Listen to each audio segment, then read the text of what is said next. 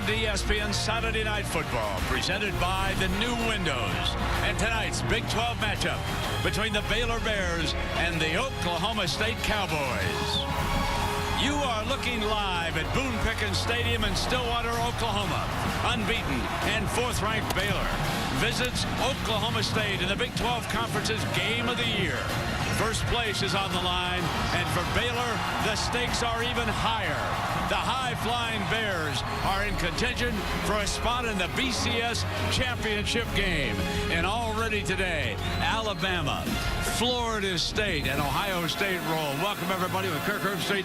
I'm Brett Musburger, and Herbie, you were telling me, listen, if Baylor wins, they could jump to third here tonight. They really could. I think a lot of people are almost assuming that. They're .001 behind the Buckeyes this week in the latest BCS standings. Even Ohio State won. A lot of people are going to be watching this game. This is a big stage for Baylor to try to take advantage on the road in a tough environment against a very talented Oklahoma State team. I think they'll earn a lot of stripes if they win today. Herbie, I got to tell you the truth. I can't remember if I've ever covered a team come November that is still averaging better than 61 points a game. I mean, look at these numbers. We've never seen this other than playing video games. 61 points a game, 685 yards a game. Every time Bryce Petty completes a ball, it's for 19 yards. So what they try to do is they stretch you from sideline to sideline. They want to make the defense make a decision on are you going to defend the run or the pass. This is last week against Texas Tech. They have 6 offensive linemen. Here's 6 defenders close to the box area, 2 high safety. So Bryce Petty, he sees that, and he's going to run the football and pick up big chunks of yards when they run. They average 300 yards a game on the ground. So a lot of teams respect the run. They have 6 linemen again. Now Texas Tech walks an extra guy down. Now you have 7 in the box, 1 safety high. Bryce Petty sees one-on-one to the left. He takes a full advantage of this, play action, downfield, and they get big chunks of yards, whether they run the ball or they throw the ball, and it's because they stretch you all over the field, horizontally and vertically. The other thing, they have a kind of a smart quarterback who makes good decisions. He's accurate with the football. He'll be challenged tonight because this defense that he's facing will be more physical. They'll bump their coverage and really try to get into the face of these wide receivers to try to disrupt the timing. Now, let me point out a couple of things now. The road team, Baylor, is a big favorite in here, but Oklahoma State's tough at home. What do they have to do to upset the Bears? You're right, and I think they come into this game with a lot of confidence because of the way they played these last 4 weeks. First of all, they have to win special teams. That's been an area of strength for them. Prevent the big play. We just talked about how quickly they can strike the Baylor Bears, so they've got to be able to hold up out on the perimeter, creating turnovers. Oklahoma State leads the nation with 19 interceptions on the year. And then the red zone defense. Mike Gundy came out this week and told us, guys, they're going to move the ball on us. It's Baylor's offense. We've got to stop them when they get into the red zone, see if we can force some field goals instead of giving up a lot of touchdowns. Have you noticed what a beautiful night this is for football? Oh, it's perfect. The Bears are ready. Art Briles brings the team to Stillwater, Oklahoma. Temperature in the 30s, but they are ready. It's the Big 12 Conference's Game of the Year coming up next.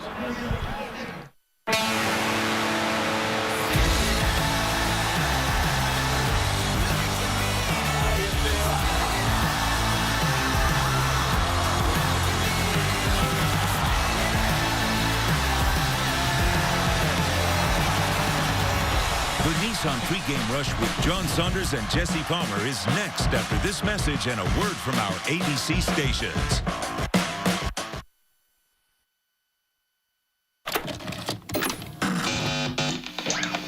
Now this bitch about to kick off. This party looks whack. Let's take it back to straight hip-hop and start it from scratch. I'm about to bloody this track up. Everybody get back. That's why my pin needs a pad, cause my rhymes on the tag. It's like I did with Addiction. I'm about to like a magician. Critics, I turn up. Got them still on the fence, whether the but quick to get impaled when I tell them so sick from looking pale. Well, that's my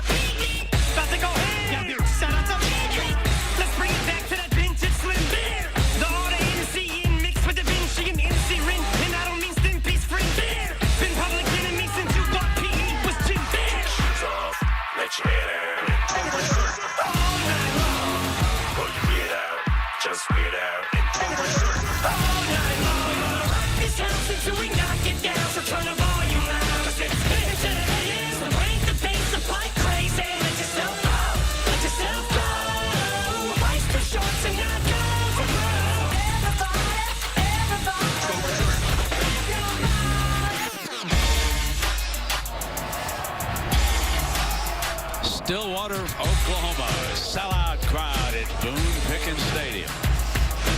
The weather, temperature at 35 and going down. Winds out of the north-northeast at 16 miles an hour. And for the Baylor Bears, folks, they have not had great success in Stillwater. In fact, they have not won a game in 74 years here. That's right. Their last win in Stillwater, 1939. But this team comes in 9-0 for the first time in Baylor history. And they are just 3 wins away from controlling the Big 12 and heading to a BCS Bowl. Next week at TCU, then they close out with the Texas Longhorns, and that will wrap up the Big 12 season. Remember, there's no conference championship game in the Big 12. That was their last road win against a ranked opponent. And Oklahoma State comes in here ranked number 10 in the latest BCS rankings. And Oklahoma State, this is a tough venue in which to beat the Cowboys. And the Bears know it. The Bears are going to be shorthanded tonight. They're going to be without running back Lake Sistrom, without running back Glasgow Martin. They're going to have to rely on Shock Linwood and Devin Chafin to get the job done. But they do have a host of wide receiver weapons, as you now see Oklahoma State coming out of their locker room and headed for the field. The Cowboys, if they upset Baylor tonight, they will be in first place in the Big 12 with a record of 7-1, and the Bears would slip to 6-1. So here come the Bears.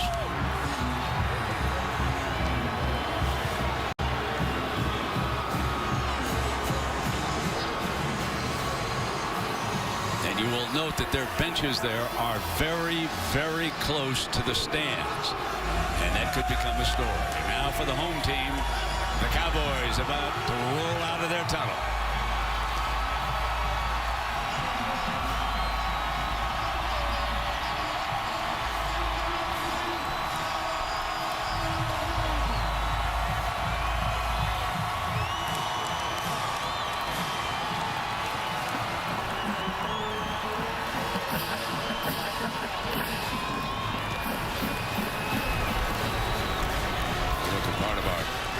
Sellout crowd here. This town has been fired up all week about Baylor coming to town with an unbeaten record.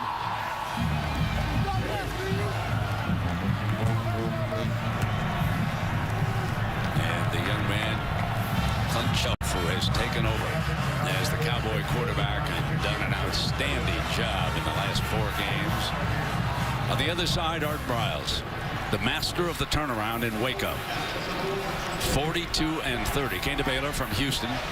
There with defensive coordinator Phil Bennett. Recently signed a 10-year extension.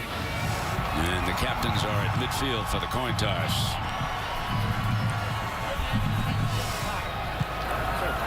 There's the coin. That's heads. Heads. Tails. You're the visiting team. Would you like tails? Tails. Tails is the call.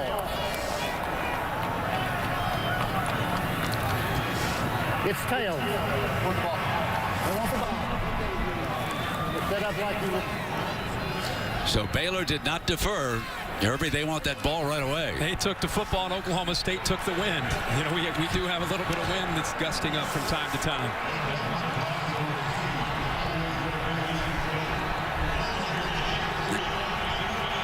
Let's go down now to Heather Cox with Mike Gundy. Heather.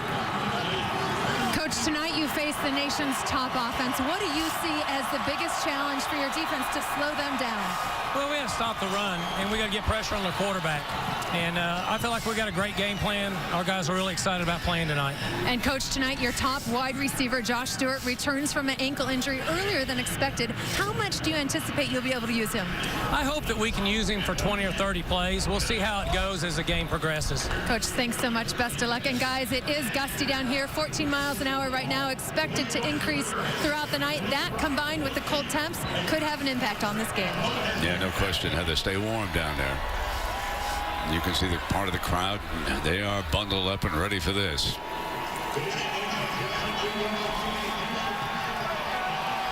So, Herbie, it won't take long now. We get a look at the Baylor Bears. It's interesting when you look back at the last few games, they've been a little sluggish at the start. Remember, they fell behind Texas Tech down in Arlington last week, 14-0, and again 20-7.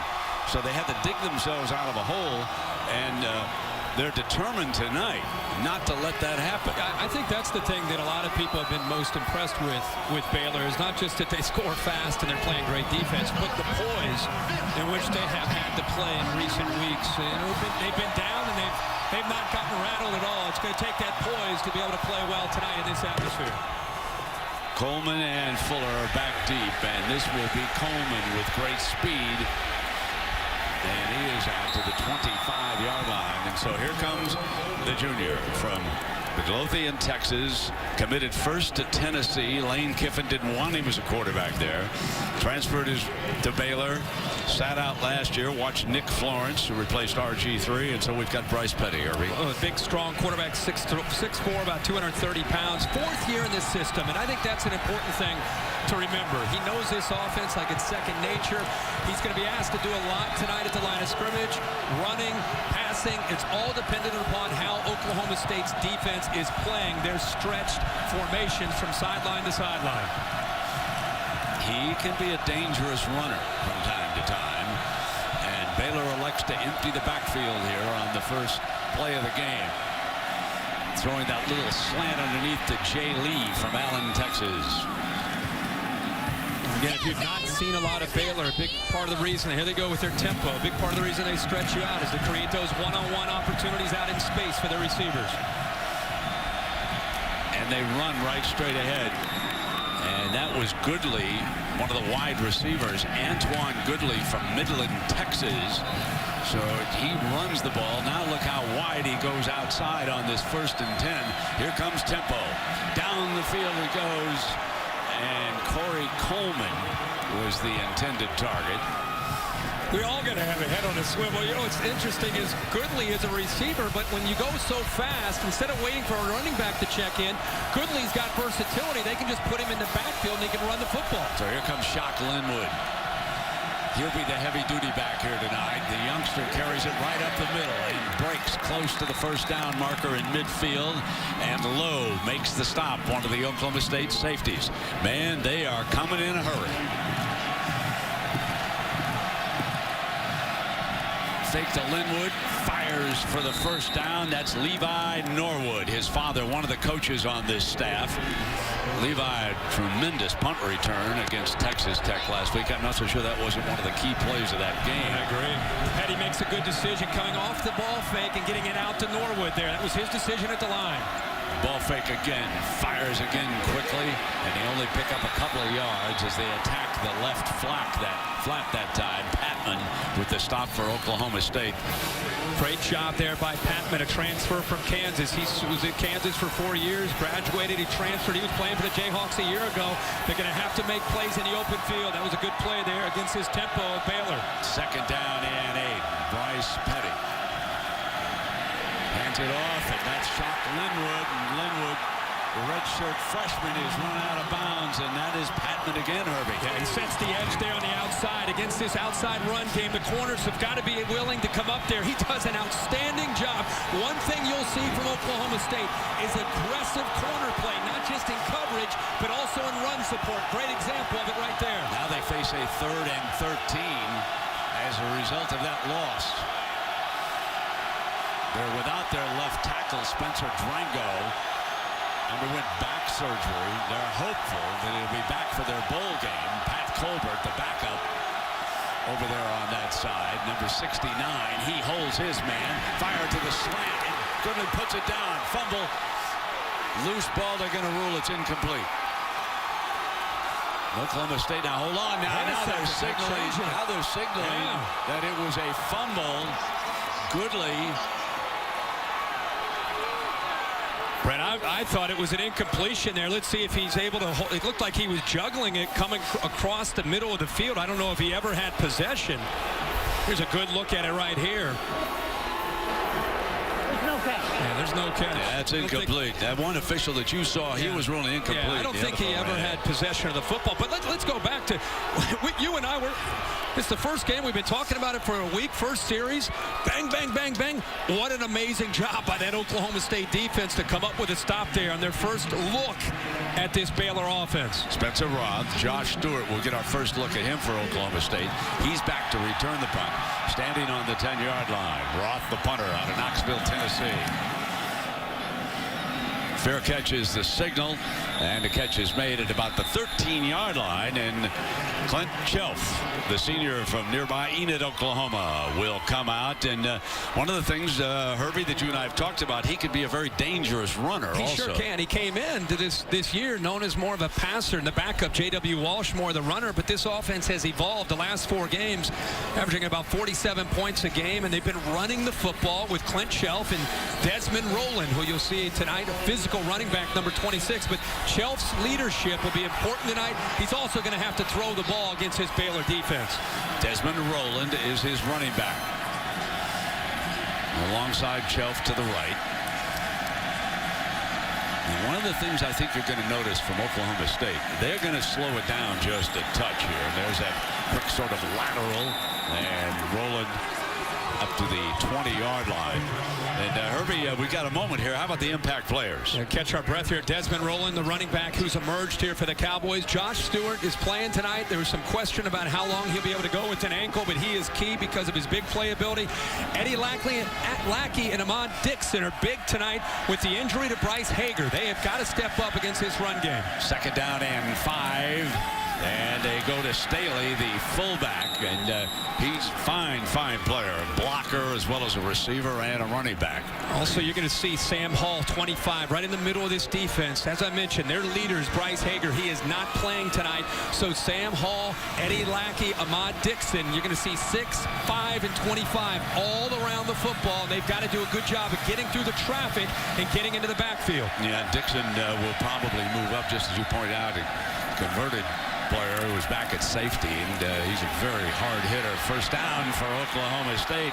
They pick it up. Lackey makes the stop that time, and you saw Clint Chelf run for the first down. And as we said earlier, he'll surprise you with his quickness. He's not a guy that's going to take it necessarily 25 yards downfield, but he does just enough here to be able to pick up the first down. He just got outside of Eddie Lackey, who Phil Bennett, who coached at A&M, calls the Dat Win of this defense because of his instincts.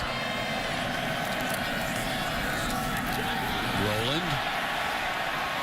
And Desmond with a good first down run before the safety was able to bring him down, and that certainly makes it much easier on second down. Watch Parker Graham here, number 71, pick up a good block here. You're going to check out the interior, coming right down there. Boy, just a strong block on Blackshear, and takes him out of the way to open up that hole. Second down and 5. So Oklahoma State slowing things down here against the fast-paced Baylor Bears. First down's very important, and they've got another one.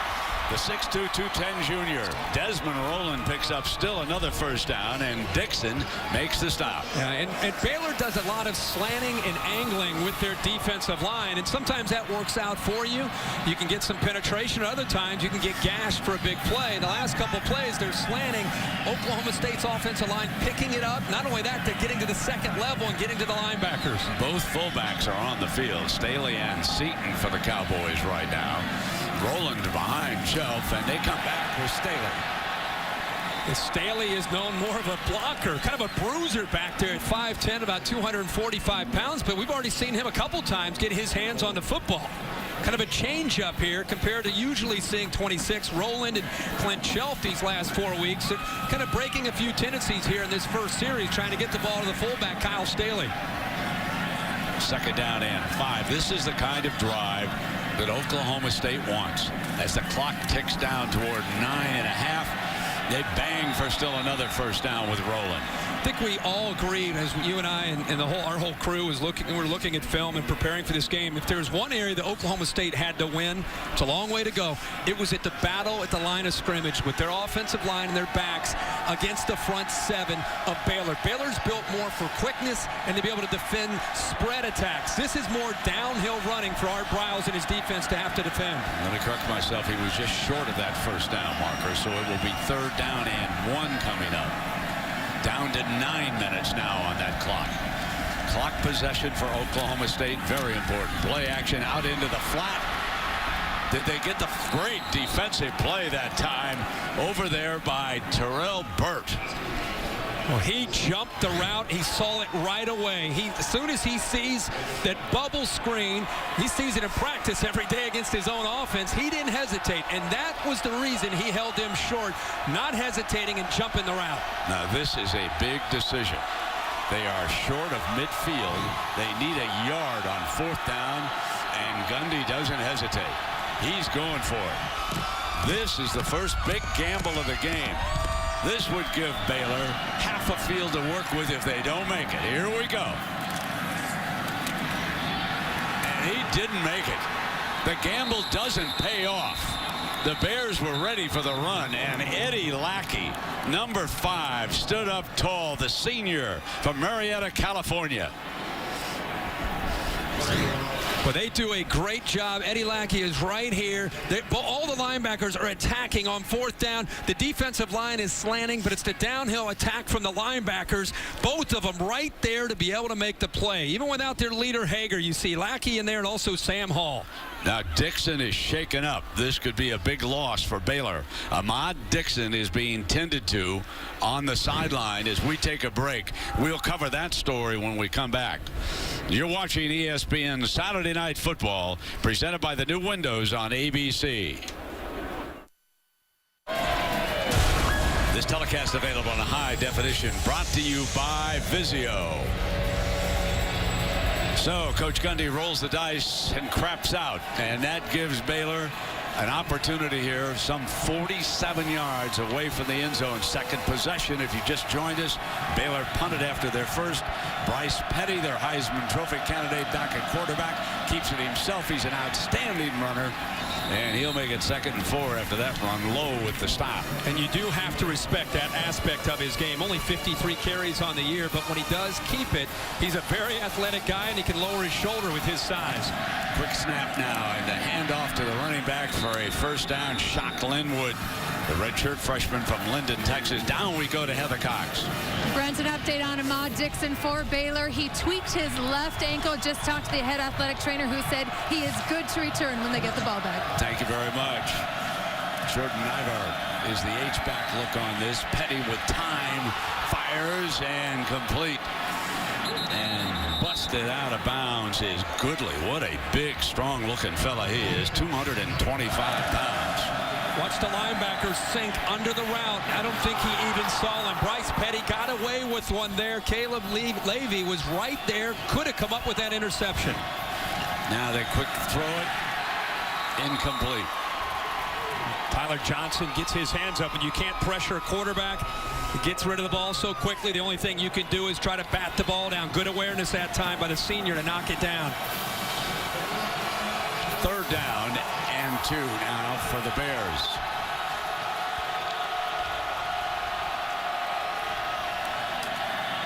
Petty's got the 1st down and more. 15, 10, 5, stumbling and down at the 1-yard line. 1st down and goal for the Baylor Bears. Brent, Sean Lewis came down late. Oklahoma State overcommitted to the line of scrimmage. See him coming down late. He recognizes it, picks up a great block by Niver, and goes downfield. Hand off, and Linwood cannot get there. He did not shock the Cowboys that time. And Levy, the first to get on him.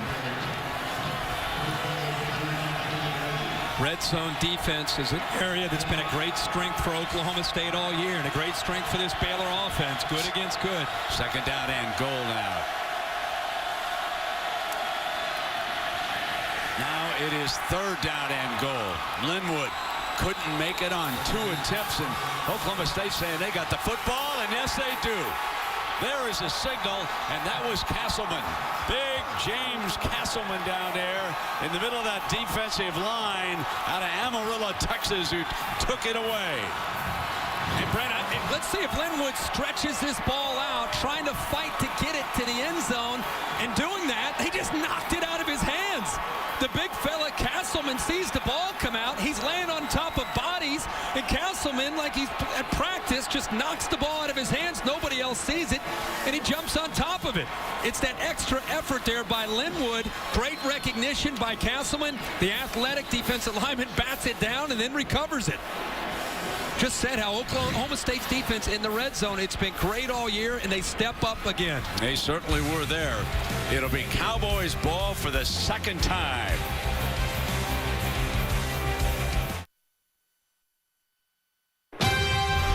Saturday Night Football, presented by the new Windows. Liberty Mutual Insurance. Responsibility. What's your policy? And Nissan, premier partner of the Heisman Trophy. Well, there's our gang. The Saturday Night Football bus drove from Los Angeles through Las Vegas, saw the Hoover Dam. There they are. Joey Buckets Accordadino and the associate producer Ben Aces Ward and Matt Pohl. Herbie. Let's go back to this play before the touchdown. He's going into the end zone. Great blocks downfield. He's going to walk in, and he falls a little bit short. Oklahoma State's defense doesn't give up on the series. They come up with a big play. Linwood's trying to extend. Great effort. And the heads-up play by Castleman to knock it away. So Bryce Petty would love to have that one back where he pulls it out, does a great job, just unable to finish the play for the touchdown. You saw our crew that visited Vegas. Did you? That was great. That was cool. Great shot. Benny with the stash going, too. Desmond Rowland is still the money back. Clint Chelf. And the Cowboys have used the fullbacks to surround this backfield here. And Staley's even carried the ball out of this formation a couple of times. Chelf's going to throw out of the end zone. Go deep down the middle. Caught at the 30-yard line. Charlie Moore pulls it in on the own end zone. And what a call by Oklahoma State. The last series, 9 plays, 8 runs, and 1 pass. They get backed up into their own end zone. It looked like he got his left foot down.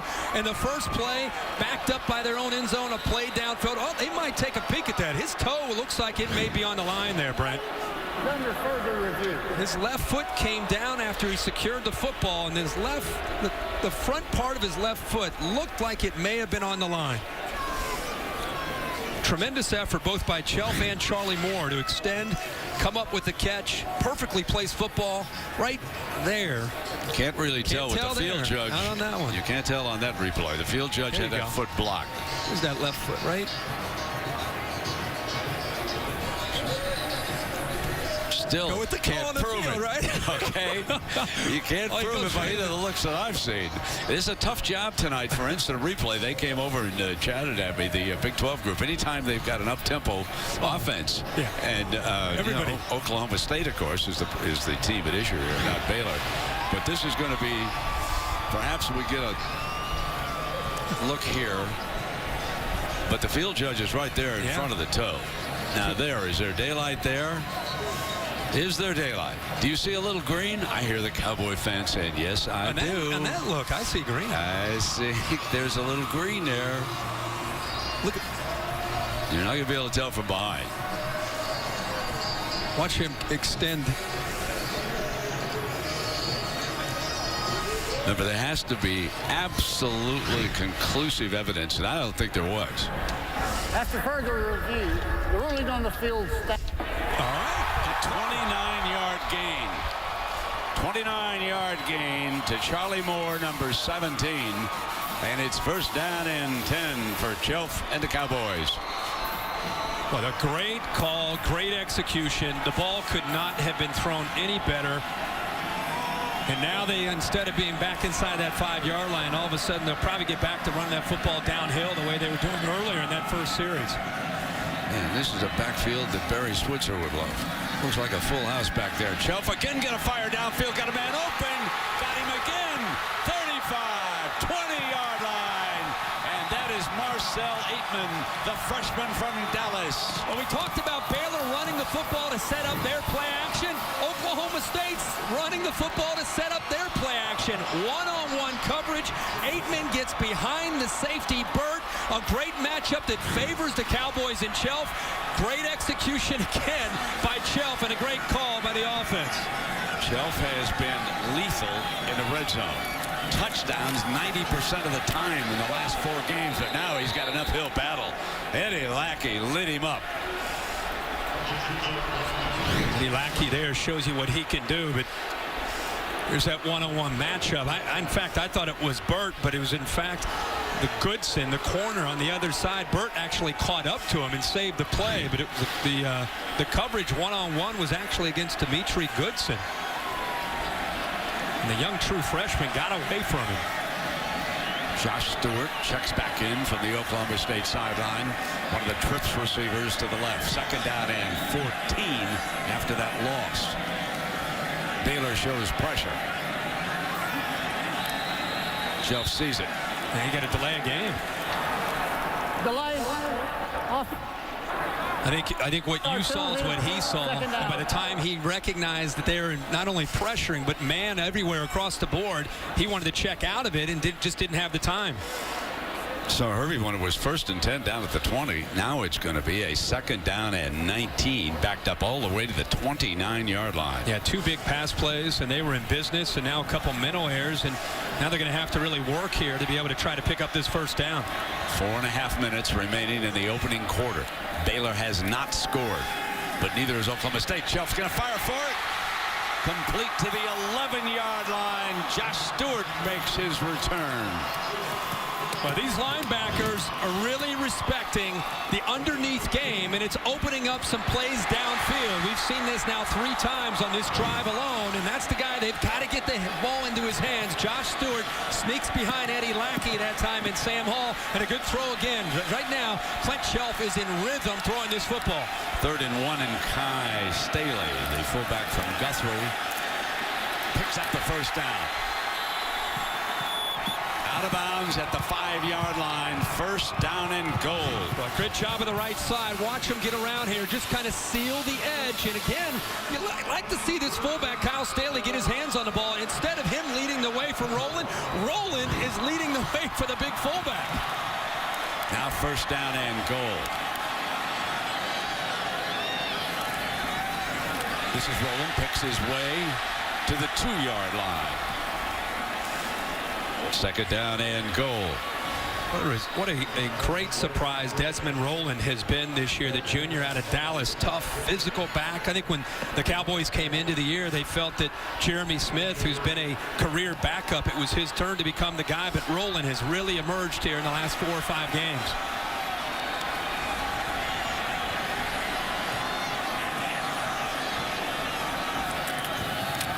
Staley, pay dirt. A 99-yard drive after a fumble at the 1-yard line by the Baylor Bears. They've fallen behind once again early. And look at the hole open up. Boy, this offensive line for Oklahoma State, an Achilles heel early in the year with some injuries and kind of reshuffled the deck. The last 5 games, they have really come together, and they are controlling the line of scrimmage against Baylor in these first couple series. That is Staley's first rushing touchdown of this season. And the extra point tacked on by Ben Grogan. The underdog starting to howl in Stillwater.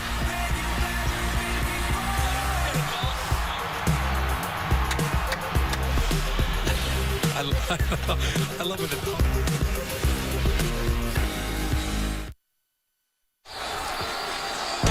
Tomorrow 10, Sunday NFL Countdown. Chris and the gang. Latest news, updates from around the NFL. And then before you set your lineups, catch Fantasy Football Now, 11 a.m. on ESPN2. Experts will provide the latest news, injury reports all tomorrow morning on ESPN. And here, Oklahoma State strikes first against unbeaten Baylor. Kip Smith to kick it away for the Cowboys. Coleman coming up the right hash, spins down. Let's check in with Robert Flores for an update, Robert. All right, Brent, Taco Bell studio update. Pac-12 Arizona State seizing control at UCLA. Taylor Kelly to Jalen Strong. They're at the half, and the Sun Devils are rolling 35-13. So they came into the Rose Bowl in Pasadena, and they have taken care of business. And that would pit Arizona State, I believe, Herbie, against Stanford. Didn't Stanford wrap it up today with Oregon losing again? Yeah, what an impressive win for Arizona State. UCLA was playing great football. So shock. Speaking of shock, Linwood is back on the field here for the Bears.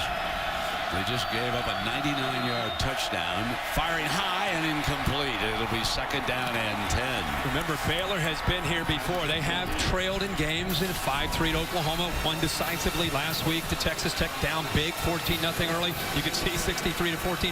Also should mention they were down at one point in the third quarter to Kansas State. Point is, they've been down. They've been able to maintain their poise. This feels like a different deal tonight. We'll see how they're able to step up tonight against the Cowboys here in Stillwater. And again, Cowboys are very tough in this arena. Attacking with Linwood out in the flat, back to the original line of scrimmage. That's going to bring up a big 3rd down here for the Bears. Great job of getting off the blocks and leveraging the football. We're going to continue to talk about it. Against Baylor, you've got to be able to make plays in space.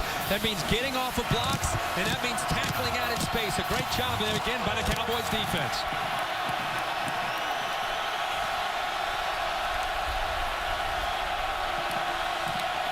Petty checks that sideline for the adjustment. The play call is in. He's got man coverage, and he's got 2 high safeties he's going to have to deal with here.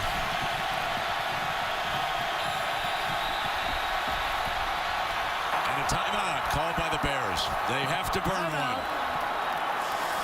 2:11 left in the opening quarter. 7-0. Oklahoma State leads it. We'll be right back.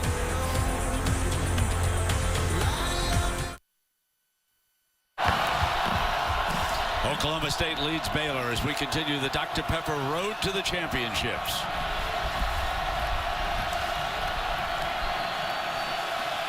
Big 3rd down for Petty.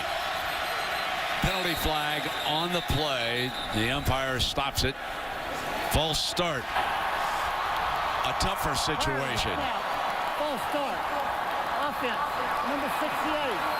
5-yard penalty. 3rd down.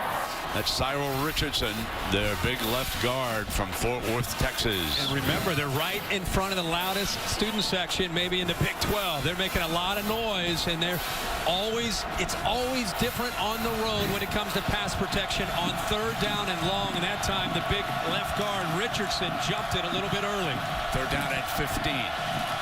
Only 7 3-and-outs this season.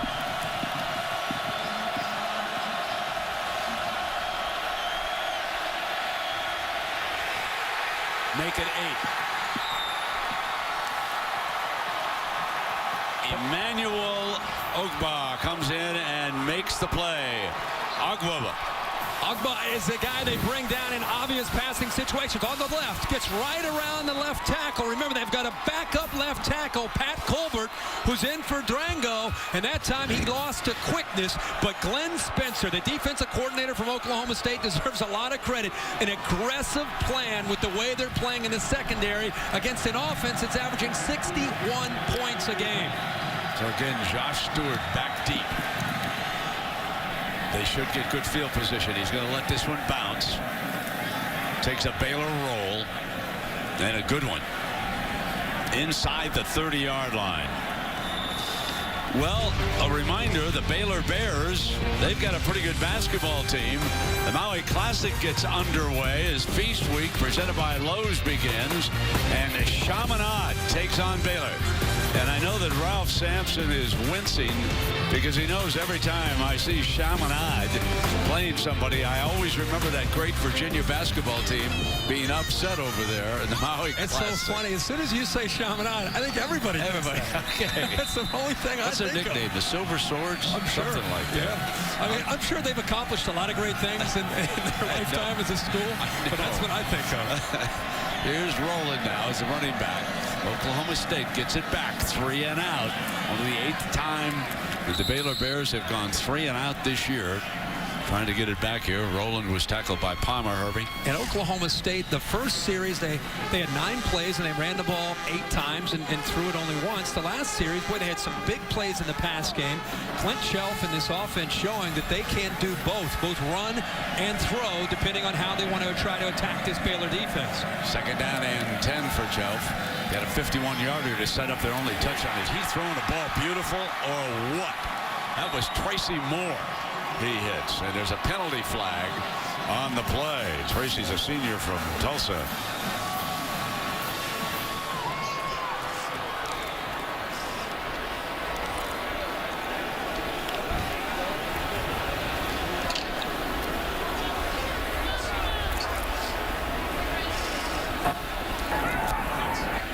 The result of the play is the first. After the play, dead ball, personal foul, number 5. It'll be a 15-yard penalty, 1st and 10. So that would be Josh Stewart after the play. Dead ball foul, and that brings it back to the 35. Herbie, take a look at this. Yeah, Moore does a good job, but Brent, you and I both are recognizing that Clint Chelf is in a rhythm right now. He got back, took a hitch, put the ball right over one defender and between 2 others. A perfectly thrown ball, but Josh Stewart kind of negates that with the middle air, with the penalty, the dead ball penalty. Chelf is perfect so far. 5 of 5 for 118 yards, 51 yards on that one play. Now he's 6 of 6. Comes right back with Josh Stewart. Right now, Phil Bennett's trying to come up with answers on how to try to stop this offense that is in a rhythm. And I think he's recognizing what we're seeing. There's a mismatch up front early here in this game, and it's Oklahoma State's offensive line winning that battle up front. He's starting to bring pressure, starting to bring the safeties and linebackers to try to help himself out. Well, that's the end of our first quarter here in Stillwater, Oklahoma. Cowboys lead it, and we'll be back after this message and a word from your local ABC stations.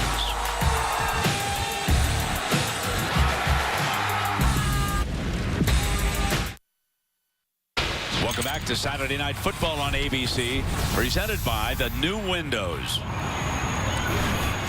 So we welcome you back. Second quarter here in Stillwater, Oklahoma. The undefeated Baylor Bears scoreless in the first quarter for the first time since September 21st of last year against Louisiana Monroe. They went on to win it 47-42. And Art Briles told us, the thing that he has been most pleasantly surprised with is the poise that his quarterback Bryce Petty and his entire team has played with when they have faced adversity. So it's another chance for them to come through for their coach facing this adversity tonight. 2nd down and 1 for the Cowboys as we open the second quarter, and Rowland bangs for that first down. That 210-pound junior from Dallas went to Lake Highland High School. Lackey and Hall with stops. There is, for 2 teams that people think about, they want to spread you out and try to throw the football around some. We know Oklahoma State can run, but there's a lot of contact going on tonight, especially when the Cowboys have the football between that line, the backs, and these linebackers.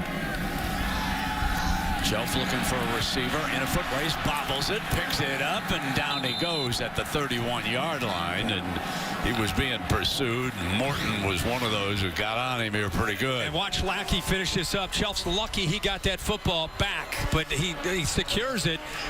Ball goes down. It bounces right back up to him. And look at, I'll tell you, Eddie Lackey is all over the place. Very, very aggressive, and they ask him to do a lot. And with Hager down tonight, one of their leaders in the middle, he's got to take on that much more of a responsibility in the middle of this defense. And corner K.J. Morton was in pretty good pursuit that time, too. Play action fake, fire middle Chelf.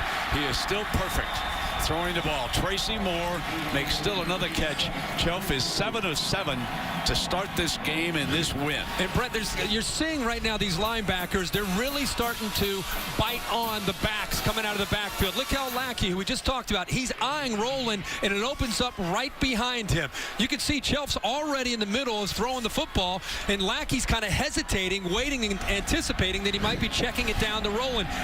Great job by Chelf reading the eyes and feeling kind of the body language of where these linebackers are. Right now they're up front close to the backs. 177 yards of offense And nothing doing that time. They certainly did not add to the total. Andrew Billings and Eddie Lackey, the active linebacker, in there defensively. And again, it's 178-72 advantage Oklahoma State and Coach Gundy on offense. Boy, Andrew Billings is a true freshman, and he uses some great quickness that time as a true freshman, jumping around a veteran offensive lineman and making that play. Here he goes again. Gundy rolling the dice for the second time tonight. He was stuffed in the first quarter on 4th and 1. Legal substitution here by Oklahoma State. They're going to get caught with 12 men on the field here. And that will cause him to change his mind. Offense. 4th down. Yeah, 4th and 6 is a lot different than 4th and 1 when you're a riverboat gambler. And I would be shocked if...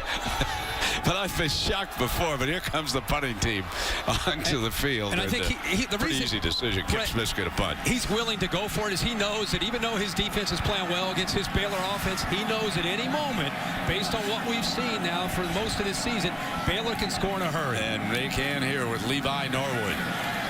Signaling for the fair catch. Going to let it bounce. Going to be a short punt. A little bit of a roll, though, for the Cowboys. And all the way down close to that 12-yard line. The 4th possession for the Bears is coming up. Let's take a look at our Pacific Life game summary. And folks, do not adjust your set. These are accurate numbers. It's incredible, and I think you and I both saw the one near the bottom, time of possession. What a huge advantage, and exactly the way Mike Gundy would have loved to have drawn it up, but it's a first quarter. We have 3 quarters still to go, and as we know, at any moment, Bryce Petty can strike. They'll stay conservative with Linwood on 1st down. Let's check in down below with Heather Cox. Well, Kirk talked about Bryce Petty's poise and demeanor, but he's also putting a ton of pressure on himself tonight, saying, I have to be perfect. That's what I strive for this week with my game plan and my preparation. I'm going to prepare like I've never prepared before. Herbie, do you think he might be putting too much pressure on himself? You know, Heather, whether it's the NBA, which you cover, or baseball, or basketball, or football, anybody individually who says, boy, I have to be perfect, or I have to perform at a certain level, well, that is unnecessary pressure that you don't want to put on yourself. And hopefully he'll settle into this game and be able to go out and just execute. It was 3 and out the last time, and they're in danger of back-to-back 3 and outs. And they do, but there is a penalty flag, so hang on. They may have gotten bailed out here by the penalty.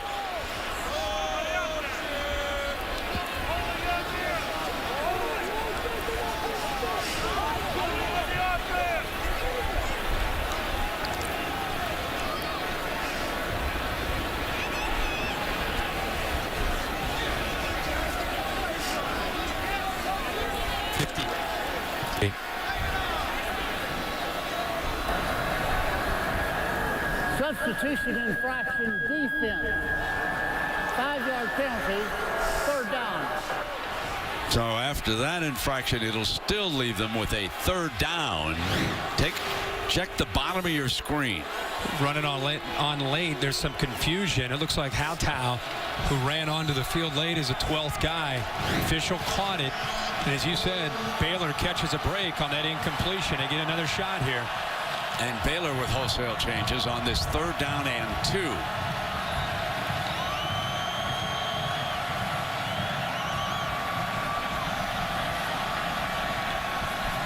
A little bit of confusion in the middle now, and Bryce Petty trying to get it sorted out. Timeout. Baylor. And now Art Briles wants an explanation, and they burn their 2nd time out here.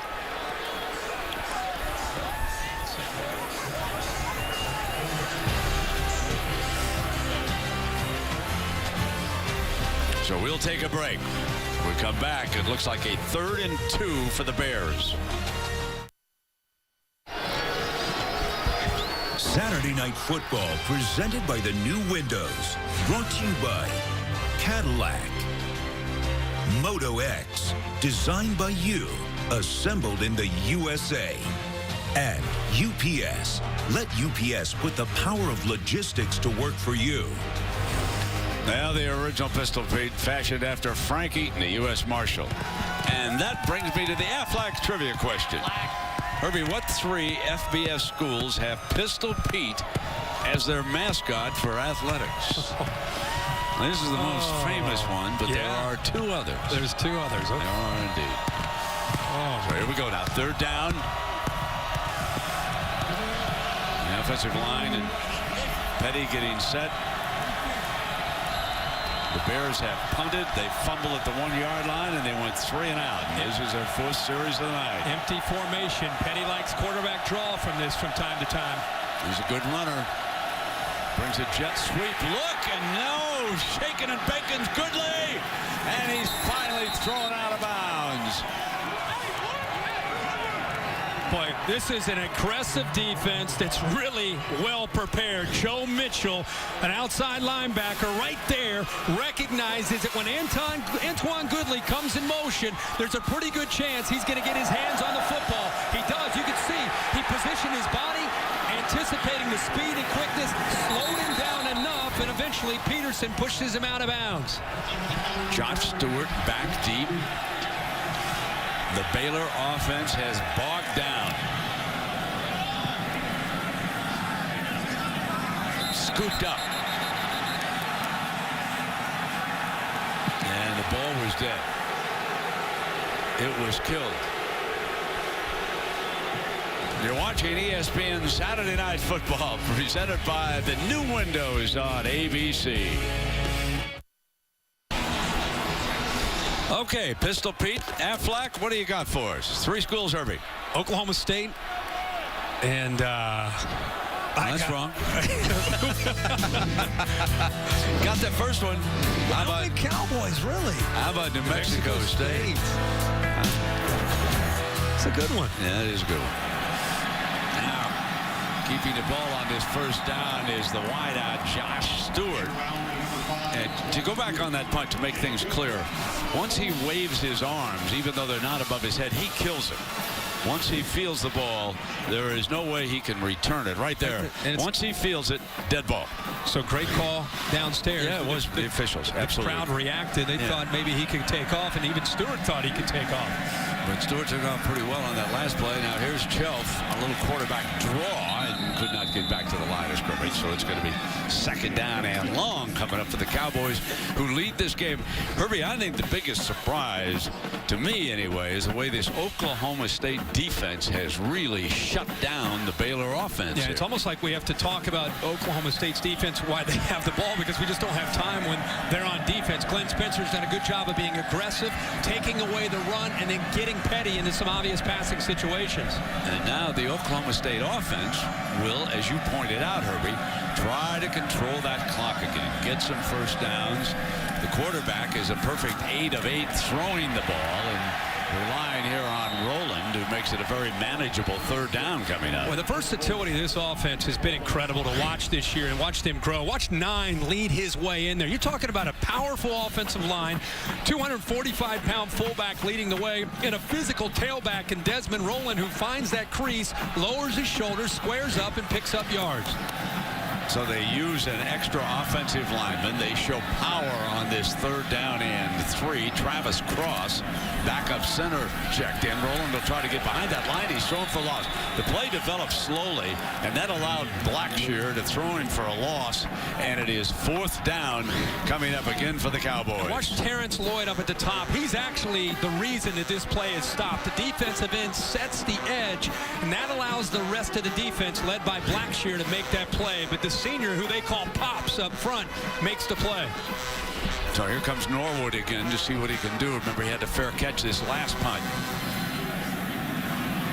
He's a very, very dangerous punt return man, standing back on the Bears' 10-yard line. And in this wind, you just don't want to take any chances. Rolls back on into the end zone. It'll come out on the 20-yard line. So Oklahoma State, after scoring, they've been forced to punt on their last 2 possessions.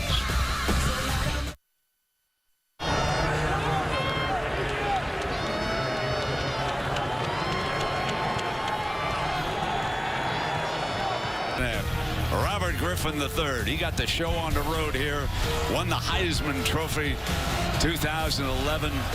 He really ignited Art Briles' offense, and they've kept it going with Nick Florence, and now Bryce Petty, who has been struggling tonight, drops back, goes deep, far side, incomplete. Ticked off the hands of Goodley, and it'll be 2nd down and 10. Yeah, you got to hold up in one-on-one coverage. The sophomore Kevin Peterson isolated, bump coverage, and there's just a step there by Goodley, but the ball overthrown a bit, and that's more of what you've seen from Baylor most of this year, taking shots downfield, but it's been tougher with the timing against this defense. 2nd down and 10, firing 1st down, and that ends consecutive 3 and outs on that 1st down pitch to Corey Kaufman. He's a redshirt freshman from Pierce High School in Richardson, Texas. They brought 2 linebackers there on the blitz. They didn't make it. Opened up a throwing lane. Here's that play action. Now back, incomplete. Wanted Coleman again. Baylor right now, typically they run to be able to set up the throw, but I think they're seeing that this is an aggressive Oklahoma State defense, and it may be one of those nights where they're going to have to start to hit some pass plays here and some one-on-one coverage to try to open up some of these running lanes. They've got to soften up the linebackers and the secondary to open up some of the running lanes and get a little bit more room to work with in the box. 2nd down and 10. Play action again. Keeping it in the air, hitting Robbie Rhodes, a freshman from Fort Worth, Texas, out of Southwest High School. Patman with the stop. Look at the tight coverage here. They're going to walk up tight. They're going to recognize the routes. Great job. Usually there's a pick there or a rub that's there, but there is such quickness by Tyler Patman. He is all over the route. There's not much yards after the catch. 3rd down and 6.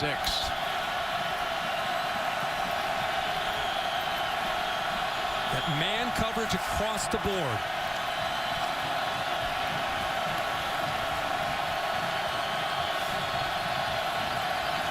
Defense has been adjusting late. Needs 6 for the 1st down. And we'll see what the spot is. That was Goodley and hit by Kevin Peterson, number 1. And they mark it as a 1st down for Baylor. And that is their go-to man on 3rd down. Antoine Goodley, probably their most talented receiver with Tevin Reese down, comes underneath so often on 3rd down, running away from coverage. The ball is high, but great job of securing it. There's that tight coverage. They are making Baylor earn every single yard tonight. Yeah, let's point out again, because Herbie mentioned an injury. Baylor is shorthanded. Tevin Reese, with that dislocated wrist, probably will not be back this season. They are without Lake Sistrunk and Glasgow Martin. They're 2 of them running backs, and their left tackle, Spencer Drango. Now, when you think of that, your left tackle, your 2 veteran running backs, and your number 2 receiver, and there's Sistrunk on that far side over there, wearing the hood with the groin injury. He missed last week, missing tonight. This is a short-handed football team. They have not used it as an excuse. Petty fires, got a 1st down on that far side, and that was a good throw to Levi Norwood. And that's what it's forced this team to have to do. And I think the difference in Baylor now with Art Briles is he's got depth to be able to deal with those injuries. Norwood's been one of those guys to step up. And they come back with the running back, and this is Shock Linwood, the redshirt freshman from Linden, Texas. Linden Kildare High School. Castleman making the stop. Castleman saved a touchdown when he batted the ball away when Baylor was going in back in the 1st quarter. Comes at about the 41-yard line, below the defender. They are attacking. This defense is very well prepared from Glenn Spencer and this defensive staff based on what they've watched on film. They're seeing it and they're reacting quickly. They're not hesitating. They're playing with a lot of confidence and a lot of aggressive, kind of an aggressive nature. Now that's Devin Chafin, number 28. He's a big back. He's 225 pounds, folks. They don't have a safety in the middle of the field. Man across the board. 3rd down and 5. Far side, deflected, incomplete. and low with terrific coverage on Clay Fuller. Free safety isolated one-on-one against Fuller. This is a 4-year starting safety known as a thumper, a guy that wants to make big hits. This is what Baylor does. They try to attack with their inside receivers against safeties in man coverage. What a great effort by Lowe to have the position and the awareness to get that right arm up and knock the ball away from the receiver, Fuller. So the third consecutive series in which the Baylor Bears are punting to end it. After that fumble at the 1-yard line, they've been unable to threaten Oklahoma State at all. This ball will come out on the 20-yard line. And a reminder tomorrow now, don't miss the BCS show coming up on ESPN. I can just hear the Buckeye fans yelling, "Go Cowboys!" Because if Baylor is upset here tonight, it'll be the Buckeyes in striking position, and then they'll become the biggest fans that the Auburn Tigers have had in years next week when they host Alabama in a showdown for the SEC West. And if Baylor were to lose this game at that point, really the only team left on the outside of the top two would be Ohio State. So you're right. People back in Columbus and the entire state of Ohio watching this game with as much interest as people in Waco and right here in the state of Oklahoma. Jeremy Smith checks in to the backfield.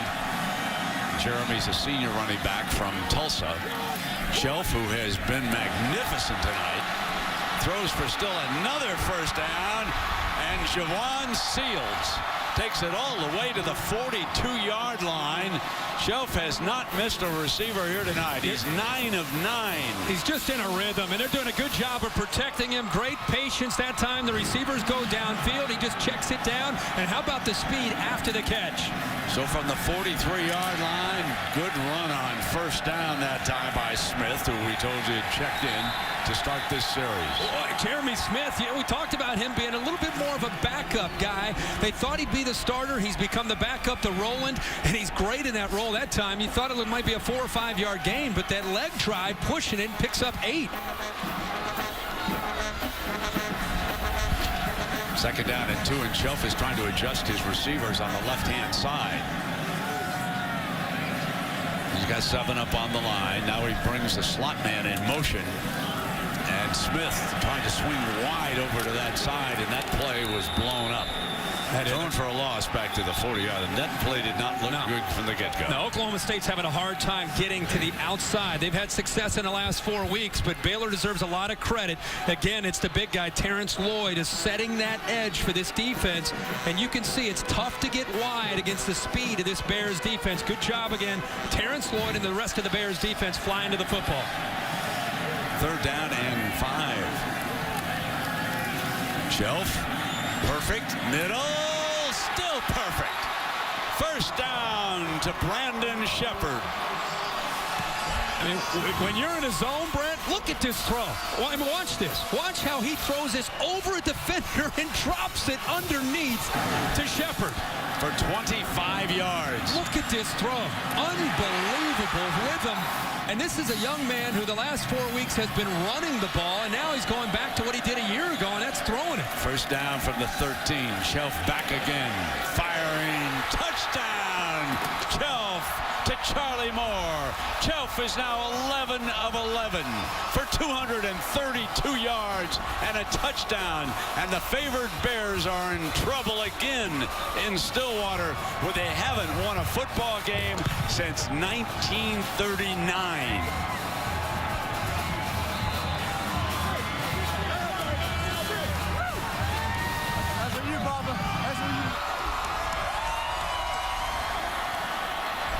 Ben Grogan on for the extra point.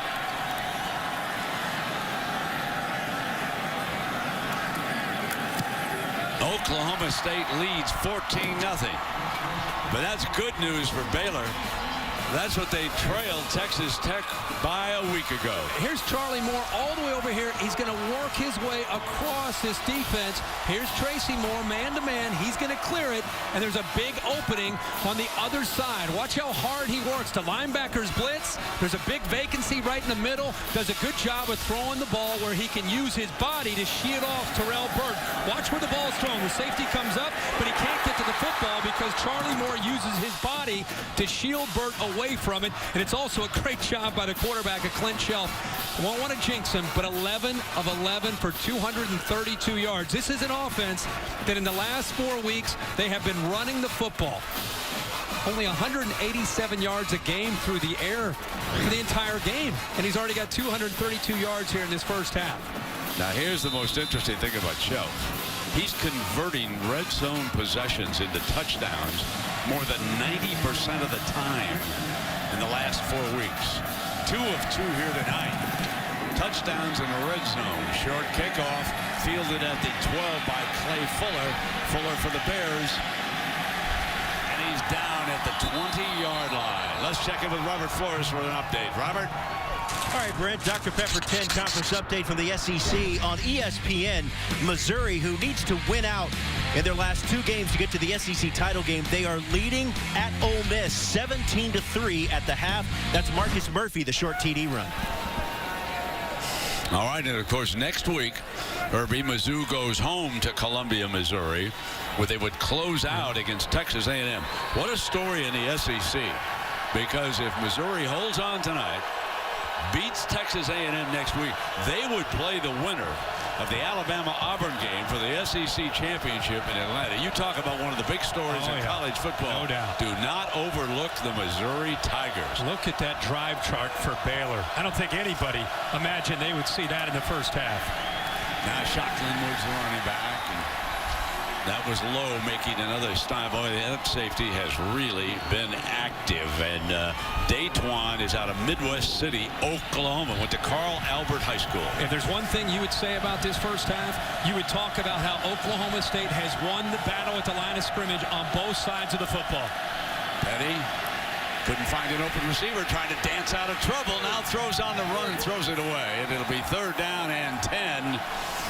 And you can see the Oklahoma State Cowboys, they want intentional grounding on this play. Well, Oklahoma State got pressure. They rushed 4. A lot of times they've been rushing 3 and getting to Petty. Bryce, again, just to remind people, Bryce Petty and Baylor, you see they have 685 yards. What sometimes you fail to realize is they're averaging 300 yards a game on the ground. They run the football to set up the pass. So far in this first half, only 52 yards on the ground. That's why they're struggling to throw. And here's a 3rd and 10. This is 3 3-and-outs. This is an earth-shattering development as far as the Baylor offense is concerned. That was Jimmy Bean from Denton, Texas, making this play for the Cowboys. There's Glenn Spencer, the defensive coordinator. That time he brought pressure. He showed it, and then he brought it over here to the right side of the offense. They were anticipating pressure from the left. At the last second, they brought the pressure from the right. They fooled the pass protection, and they covered the receivers off to the left. Petty had nowhere to go with the football. Roth punting out of his own end zone. Stewart back deep. Oklahoma State going to wind far, almost blocked. Stewart lets this one bounce, gets out of the way. Ball rolled down to the 31-yard line. This defense that we've seen tonight, it's been remarkable to watch. At times they have rushed 3 and dropped 8, and there's nowhere for Petty to go with the football. This is a 3rd down and long, and they got pressure. They actually got to him by rushing 3. They've also mixed up their looks. They've gotten tight with the coverage. Baylor hasn't seen a lot of this year. They bumped them, jammed them, made them work to get to their spots, and they've held up in one-on-one coverage. And right now, Bryce Petty, very confused with what's happening with the looks that he's seeing. We've seen them adjust all year, and we'll see if they can do it again in the second half in this game. I thought that one of the Baylor players really had made contact with the ball, and that is indeed the case. This football is being brought back to the 39-yard line, okay? So it is a 1st down and 10 here for Chelf, who is 11 of 11 And not much doing on that play. That's going to make it second down and long. And of course, coming up, stay tuned for the Capital One halftime report, scores and highlights from a busy day of college football. The big story would be Oregon in control of the Pac-12 North, losing at the hands of Arizona, and it wasn't close. Second down and 14 here, where we have another big story developing. The unbeaten Baylor Bears trail Oklahoma State 14-0 right now. Smith is still the running back. 2 minutes to go. Oklahoma State would love a couple of timeouts here, not to give Baylor the ball back. They'll bring the end around sweep. The big receiver, and he is met by a host of Bears. Dixon was the first to get in on that play. Dixon, a very good tackler. Now, Baylor was held scoreless in the first half in 2011 right here, and they lost that game 59-24. They've had a very tough time here. We've repeated over and over. It's been 74 years since they've won a football game in Stillwater. Chelf is now 12 of 12 here in the first half. Third down and 8. Trying to bring the clock down as much as they can. Throwing again, and there's his first miss of the night. That's a story, and it's 4th and 8, and the Bears will get the ball back. And I think part of that possession was as much about trying to just work clock and be content with what they've done in this first half. If they would have been able to pick up a first down, maybe their mindset changes. Illegal formation. 5 people in the backfield. Penalties declined. 4th down. But they were really just content with working the clock, and now all of a sudden they're going to see if they can hold Bryce Petty one more time here and try to go into halftime up by 14. Norwood is back deep. Kip Smith is the punter for the Cowboys. Fair catch at the 16-yard line with 1:16 remaining. The Bears with 1 timeout, and of course the coach's trophy presented by Dr. Pepper will be awarded to the winner of the Vizio BCS National Championship on January 6th in Pasadena. Alabama and Florida State sitting 1-2 right now. The Buckeyes still unbeaten.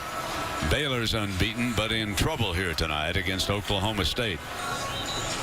But you could see Bryce Petty go into that huddle knowing that this offense is capable when they're really executing. They can score in a minute 16, and he kind of went in there trying to get guys excited, trying to get them fired up. We've talked about the leadership he's provided for this team this year. He needs to be able to deliver for his team, and his offensive line needs to be able to help him out here. Remember, this is a team that came in averaging 61 points a game and 684 yards. Petty is thrown for only 59 yards, trying to get more on first down. Goes deep, got a man wide open. 40, 35, 30-yard line to Clay Fuller, and Clay Fuller, what a big story is. Minor league baseball player for 6 years gets open. Yeah, and a defender, Gary, actually slipped, but I think he slipped because he was fooled and bit on the underneath route. Quick handoff. They come right back with the running back, and they barge into that red zone, and that was a big first down play. The run with Linwood inside of a minute now, moving fast. That's why it was so important for Oklahoma State to kill the clock on that last possession, and they couldn't. Baylor Bears have got plenty of time. Timeout Oklahoma State, trying to regroup. Oklahoma State burns their first one now, tries to slow things down, but here they come. And we talked about how quickly a minute 16 backed up. You haven't done things well. You might think for most offenses they're just going to go in at halftime and try to regroup. Not with Art Briles. They have enough confidence in their system and in their quarterback to be able to put points up on the board. Well, you know, there have been some big upsets in this conference the last few years. This was 2011. Iowa State prevented Oklahoma State from playing for the national championship.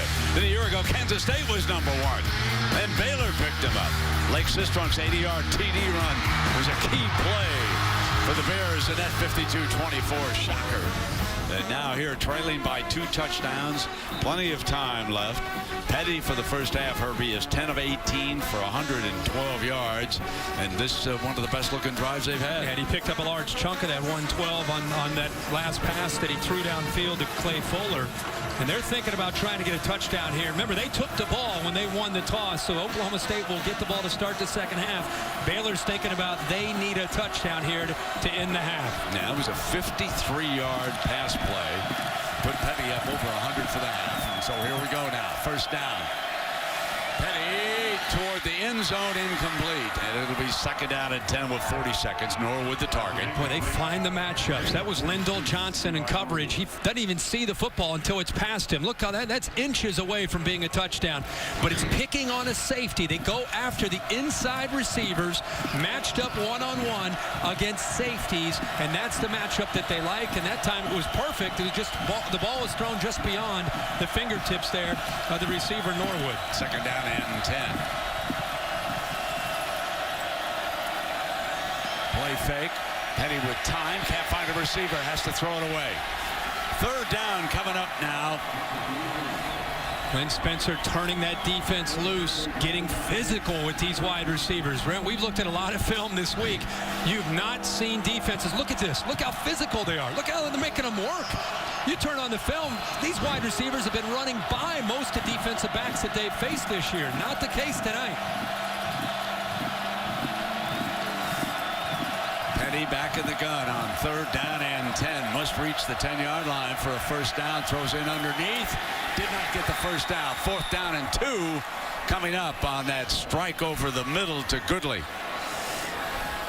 Art Briles right with the official, looking at the clock, trying to make his mind up, and he will use that last time out.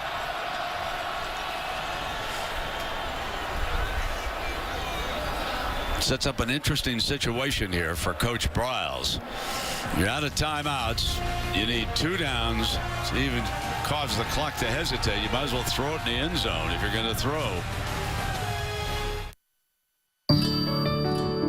Higher education is the key to solving issues for the future. 10 universities are making a difference with bold leading programs and innovative solutions through research, science, engineering, and technology. Go to Big12makingadifference.com to see the power of collaboration. Big 12, higher education making a difference. Nobody knows when a mission will take hold of you. It just shows up one day in your gut, your heart. Suddenly, you feel propelled by a deeper sense of purpose to discover something or break something or help someone. You don't have to go to space or cross vast oceans to be on a mission, but you... Brent, did you hear Bear on that? This kid's 11 of his last 21 dating back to last year. We welcome you back. A 29-yard field goal here for Aaron Jones. Art Briles has elected to try to put points on the board. Not be shut out completely here in the first half. It's from the right hash. And I believe the play Mike Gundy called the timeout. Timeout. Oklahoma State. It's their second. I think Oklahoma State might have expected them to be running a fake. Jones has struggled a little bit. There was something that Oklahoma State saw. And Art Briles is a little bit upset about this.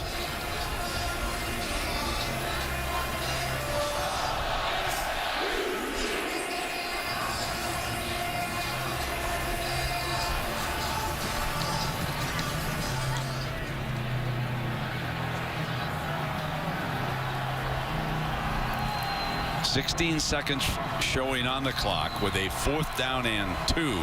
Saw one of his assistants came over there and said something to Art Briles, and Art Briles kind of looked over and then made a call, and there was a reaction there from this unit. So let's see what he has in store.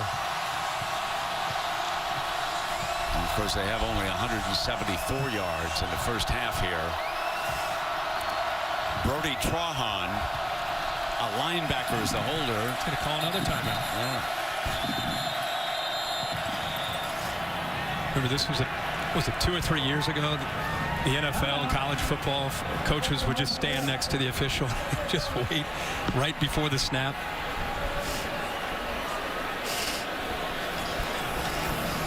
So, Coach Gundy using his timeouts as we take a look at this week's Discover Card BCS standings. And, of course, Oregon beaten 42-16. And Baylor trailing by a couple of touchdowns. And Alabama, Florida State, and Ohio State rolling right along. Yeah, I think Urban Meyer's very happy with the way Luke Fickell's defense has been playing in recent weeks. And I think they're probably playing their best football that they've played all year at the right time as they get into the month of November. Well, it cannot be stopped this time. Out of timeouts. Zach Northern is the long snapper. From the right hash, looks good. Got it. Baylor on the board in the first half here in Stillwater. But for the most part, this a very, very low-scoring first half. If you look at this first half and you think about an offense that's been averaging 61 points a game, this is a touchdown early in the game. He just stumbles. And then 2 or 3 plays later, Linwood reaches, and Castleman knocks the ball out of his hands for a goal line stand. And a couple pass plays later, they go 99 yards for a touchdown. And Clint Chelf's been in a rhythm. Here's a great throw here in the latter part of the first half to Charlie Moore for a touchdown. Chelf in the first half, 12 of 13 for 238 yards. And an offense, it's really been more of a running offense the last 4 weeks. Tonight they've come out and they've really established the ability to throw the football. And Chelf at 12 of 13, as you pointed out, Herbie, he's hit everybody. And they've done a good job of mixing up the play calling. They still are running the ball, but when they pass, only 13 times, when they have passed, they've hit some big ones. So Brandon Shepard will go back deep here for the Cowboys. They'll run out the time in the first half and take that lead on into the locker room. It'll be kicked along the ground. And the short man will go down at the 35-yard line. Baylor won the toss on the road in this environment, and they wanted the football. So Oklahoma State obviously will start the second half with the ball.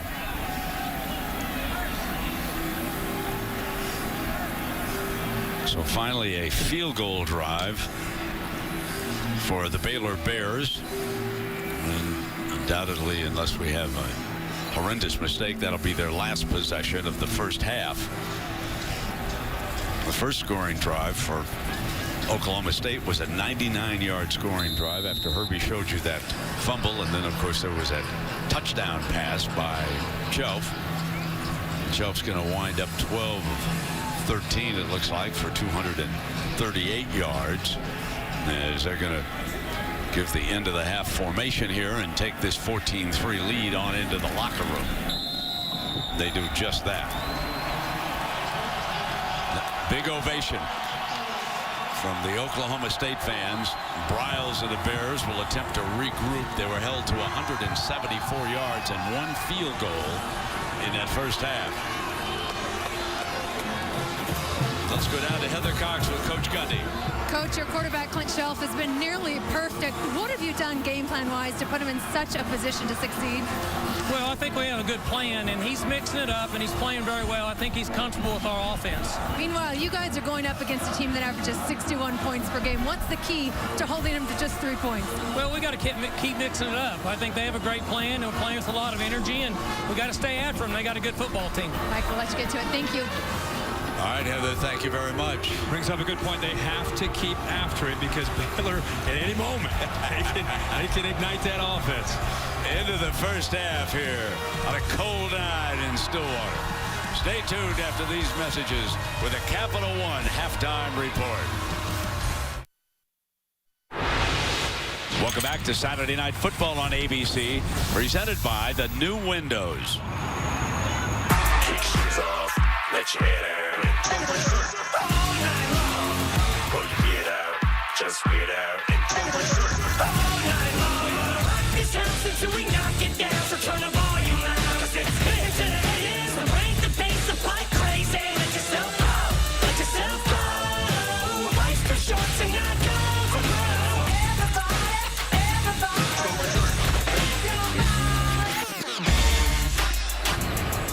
We are back in Stillwater, Oklahoma. Oklahoma State upsetting fourth-ranked Baylor 14-3. And Herbie, you can't say enough about the defensive performance of the Cowboys so far. It's been an amazing thing to watch Clint Spencer's group and how aggressive they've been able to just get after Bryce Petty. They've given him a multiple looks, a lot of different ways of trying to get after him. Here's a third down. They just rush 3. They drop 8. There's nobody open downfield, and they still get home and get the pressure on Petty. Here's a great example late.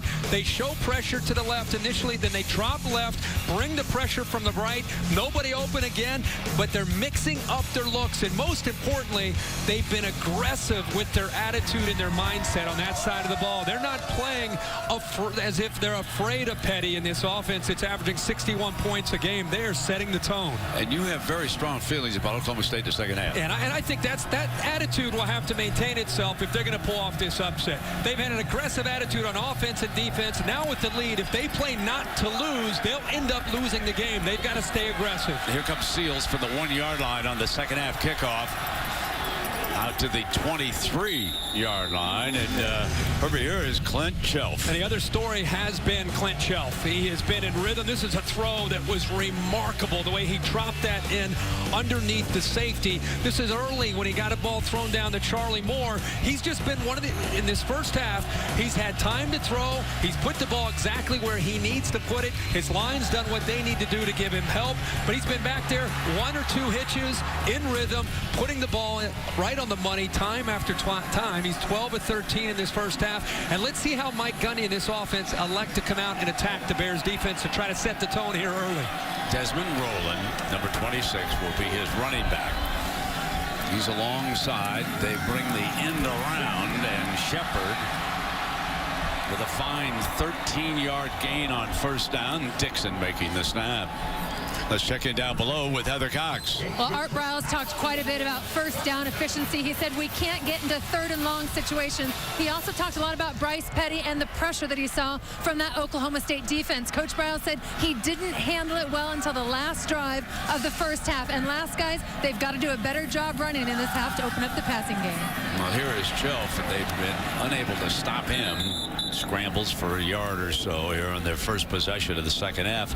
Our Pacific Life game summary. When you compare these two quarterbacks, you would ask yourself, so exactly who is that was the Heisman Trophy candidate here? I mean, Chelf went 12 of 13 for 238 yards and that nice touchdown you showed, Irving. And look at the yards, the longer throws for Chelf. He's had a lot of success. Again, he's only thrown the ball 13 times, but he's hit some big plays downfield. And here comes Staley. He's had a fine game, scored one of the 2 Oklahoma State touchdowns in this game, but here comes a third down for the Baylor defense, and let's see what they can come up with here against Chelf and this Oklahoma State offense now operating without a huddle. Kyle Staley pretty nimble for a big fullback there. Chelf surveys the field, stacked 3 receivers over to the left. Offensive line lobs the one-on-one, and again, free touchdown, Tracy Moore, number 87 from Tulsa, Oklahoma, on their first possession of the second half. Dimitri Goodson again isolated and beaten in one-on-one coverage. It happened twice in the first half. It happens here again. He's a physical defensive back, a physical corner, but Tracy Moore a little bit bigger. He gets off and away from him at the line of scrimmage, and there's that rhythm by Clint Chelf again, finding his receiver, man coverage, and they beat it the way you need to when it's one-on-one. Chelf has thrown for almost 300 yards in this game. Grogan on for the extra point. 21-3. All Cowboys.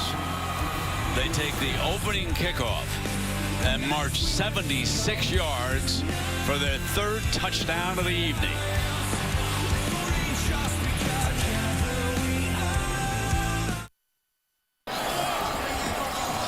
This telecast available in high definition, brought to you by Vizio.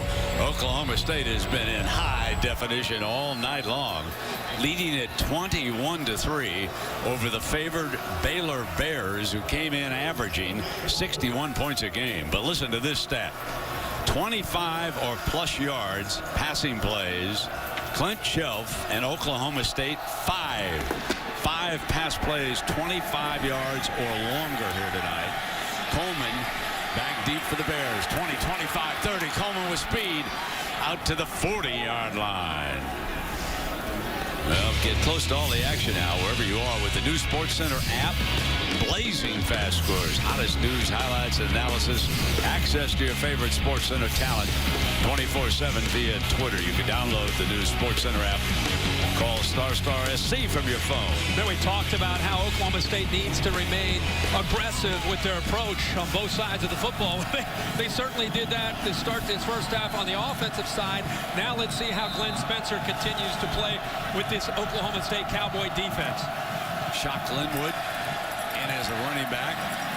And Petty with a first down pitch on the opening play to Antoine Goodley from Midland, Texas. Now they got the safety Johnson out of him right there, 27, right in the middle. He stepped up to respect the play action fake.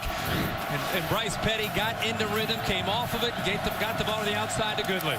They can score quickly. Petty going for it on this pitch. Incomplete. Corey Coleman, and there's a penalty flag down. Corey Coleman, the intended receiver. Lowe was covering him. Datewan Lowe with coverage. I think Lowe felt that he got there right at the same time as the football. Pass interference. Defense number 8. 15-yard penalty. First down. The official thought otherwise. Yeah, they always talk about when a defensive back gets beaten, then he's playing catch-up, and his head never turns around to find the football. Boy, he touches him there at the end, but that had everything to do with not locating the football, and the officials look for that. When your head doesn't turn, they're going to call it, but I didn't see a whole lot of contact there to the very end of the play.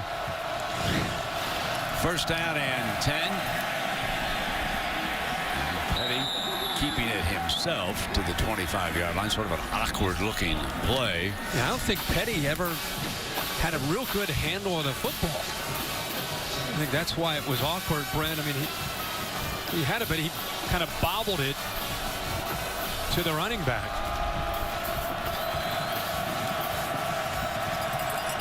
Now on second down and 9. Complete to Goodley again, run out of bounds, and this will be third and short for Baylor. Gilbert with coverage. Young man's name we've not called a whole lot tonight. Justin Gilbert, the senior who elected to come back for his senior year. Todd McShay, Mel Kiper feel that he is the top-rated corner in the country. Great defensive play again. Caleb Levy. The young man has made one play after another, and that forces Baylor into another fourth down. And this time, they leave the offense on the field. They're going to go for it here on fourth down and 4. Huge play here, down 21-3 here in this early part of the second half. Need 4 for the first down. Option play, not going to get it. Out of bounds. And there is that man over there. Simmons hit him first that time. The other linebacker. Boy, Ryan Simmons doesn't get much recognition with the other linebackers, but watch how he gets to the outside. He recognizes option. He gets off of the block by Palmer and is able to get out there to slow down Linwood. That's recognition of the speed option, getting outside there, getting out of the way of the block of Palmer and Niver, and knocking the running back out of bounds. That is great defense again to start this second half by the Cowboys. Pistol Pete wouldn't have it any other way. So here come the Cowboys, their second possession of the second half. They had a touchdown pass on the first possession after they received the second half kickoff.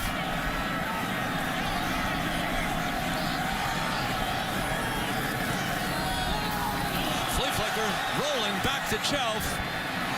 Incomplete. Did not fool the Baylor Bears. Goodson stayed right with the receiver. And you're right, Brent. Not only Goodson, watch the back end of the defense. They didn't follow more. They did follow more underneath, but they also followed the receiver going down the field to prevent the big play. And that time, Goodson, who's been beaten a couple times, jumped the route and got in the way there to knock that football away. So Stewart checks in from the Oklahoma State sideline on second down and 10. coming in motion. Chelf firing down the middle, double coverage. Diving incomplete that time was Tracy Moore going for the ball. Stewart was there along with Burt. Chelf tried to hold on to the football until the very last second. And boy, pretty good effort there by Tracy Moore, but Clint Chelf waited the very last second until Sam Hall hit him right in the nose as he threw the football. 3rd and 10.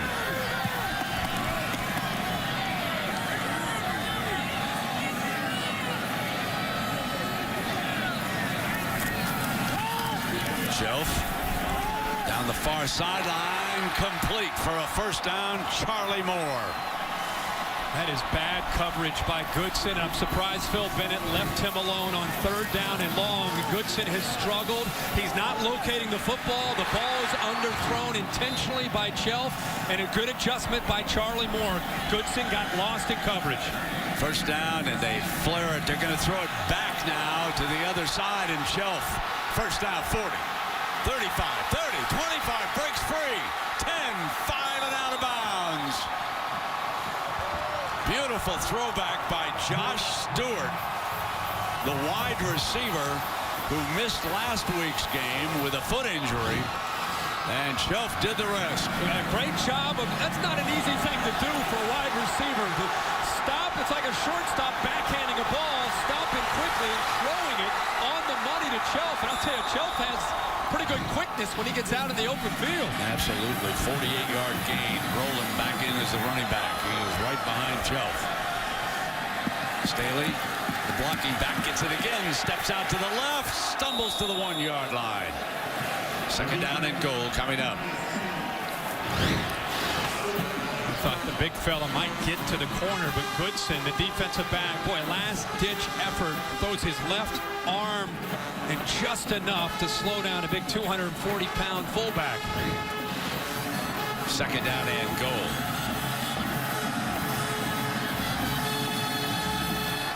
Chelf, the trigger man.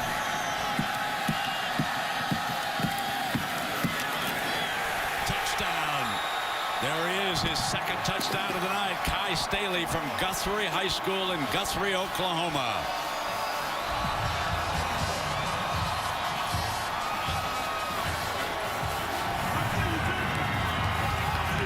So if they win this game, Oklahoma State jumps to 1st place in the Big 12. Just an important thing to remind folks is that it's not just about Baylor and the BCS standings. Oklahoma State is thinking about trying to win a conference and get to a BCS bowl game. Their only loss was a conference loss in West Virginia. Grogan tacks on the extra point, but the big move they made when Clint Chelf became the quarterback. He's had 2 possessions this half, and the Cowboys have 2 touchdowns. You're watching ESPN Saturday Night Football, presented by the new windows on ABC.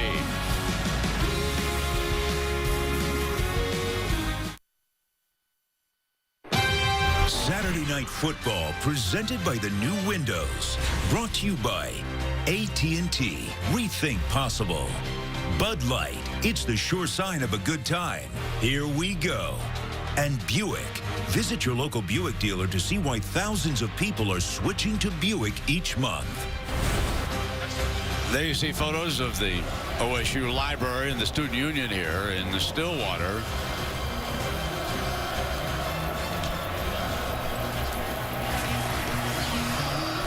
Very happy group of cheerleaders at Boone Pickens Stadium. And of course, this crowd's been enjoying every minute of this 28-3 lead here in the 3rd quarter. A home team underdog in a stadium where they normally dominate.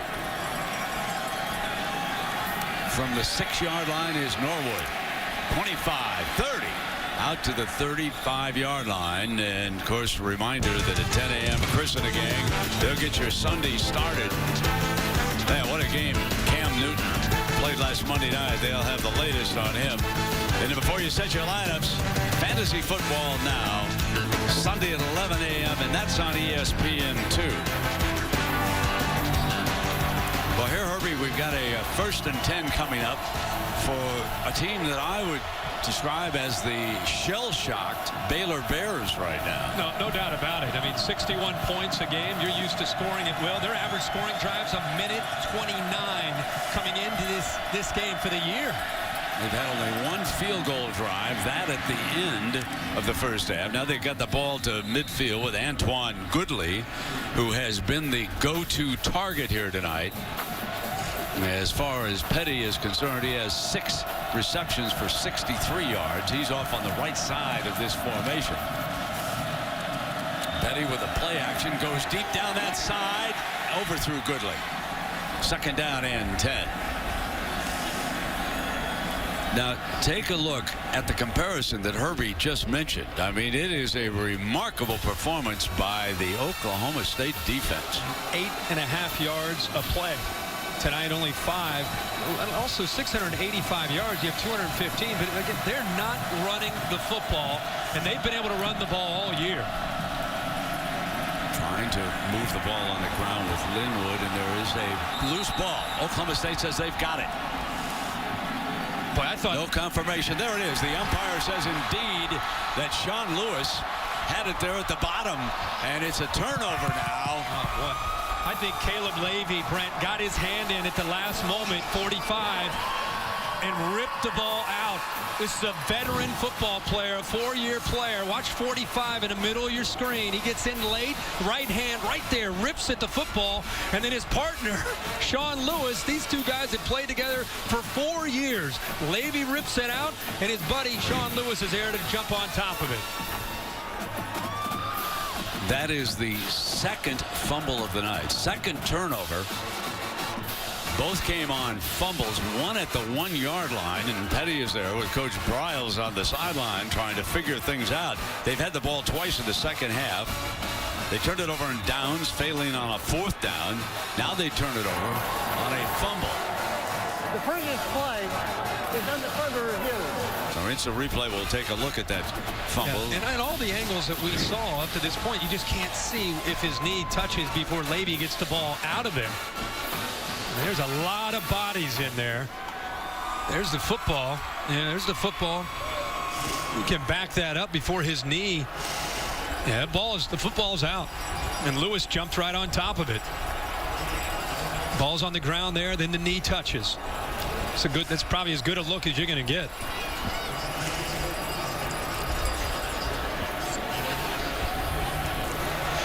We've talked so much about these players. I just cannot say enough about Glenn Spencer, the 1st-year defensive coordinator. Bill Young's been here for a number of years as a defensive coordinator. Glenn Spencer was kind of a co-defensive coordinator helping him out. He's taken over this year to be the guy, and he's had a heck of a plan tonight. After further review, the play is confirmed. So you talked about him, Herbie, and that is the 9th fumble that his defense has gained all season. And now couple up with the 19 interceptions that they've had. That is 28 turnovers gained by Coach Spencer's defense. An amazing performance. Now they came in this year plus 13 on turnover margin. They're now plus 15 for the year. 5th in the country in that area. Here comes Chelf, and he's sacked back at the 35-yard line. McAllister gets credited with the sack for the Baylor Bears. Baylor down by 25 points, trailing 28-3. Only a field goal to show for a team that came in averaging over 61 points a game. They've had 8 victories, Baylor has, by 28-plus points. Chelf is back again, snapping off. Still another completion. What else is new, huh? Brent, I think the other thing that has to be surprising for people that have watched Baylor play, and I think the crowd reacted because of the use of the headgear here by the Baylor defender coming in late, leading with his head. But the Baylor defense has been sensational all year. 190 yards a game through the air, 14th in the country. Tonight they're struggling on this side of the football as well. 3rd and 15 for the Cowboys, who scored on their first 2 possessions of the 2nd half. Chelf is back, firing, incomplete, and they are forced to punt it away. That time he and Seals, the freshman receiver, just not quite in sync. One of the rare times Chelf and his receivers not in sync. And I know Mike Gundy, who told Heather Cox walking off the field, we have got to continue to be aggressive. They've done that. But they want to continue to do that because of this offense. And eventually Baylor, you never know when they might put it together. Well, the special teams have also performed here tonight. There's Norwood signaling for the fair catch. So it's going to be down right around the 30-yard line. That's where Baylor will have it. But the favored Bears trail it 28-3. 28-3, Oklahoma State, our score, as we continue the Dr. Pepper road to the championships. And, of course, we pointed out the All-State bus. They made the trip here all the way from Los Angeles. And a reminder, the All-State Ultimate Road Trip Sweepstakes rolls on. Go to allstatecfb.com for a chance at a trip to the All-State Sugar Bowl, and then out to the Vizio BCS National Championship game. Well, the Baylor Bears had dreams of making to that championship game. Now they've just got to find a way to get back in this game, losing 28-3. Bryce Petty fires on first down, and that was Norwood, the target, short of the first down. It'll bring up a second down.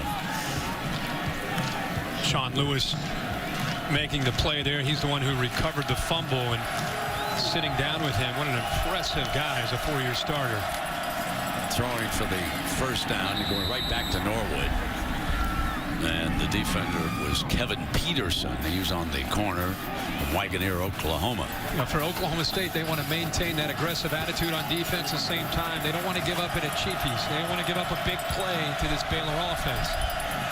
Here's Petty stepping back, keeping it in the air, going deep, and he overthrew his receiver. So it will be second down. Clay Fuller was the intended target. What an interesting story Fuller is. I told you he played 6 years in the California Angels organization, or the Los Angeles Angels, I should say. He's 26 years old, folks. That's it. And his last at bat as a minor league player, he hit a home run. So there is Clay Fuller. Been recruited by Coach Biles of Houston. Said he wanted to come back, and Biles said, love to have you. And here's Petty picking up 9 yards, and that'll bring up third at a very manageable 1 yard here. And the great thing about Fuller coming back to football, he's got speed, but obviously he knows how to track a football. Great ball skills.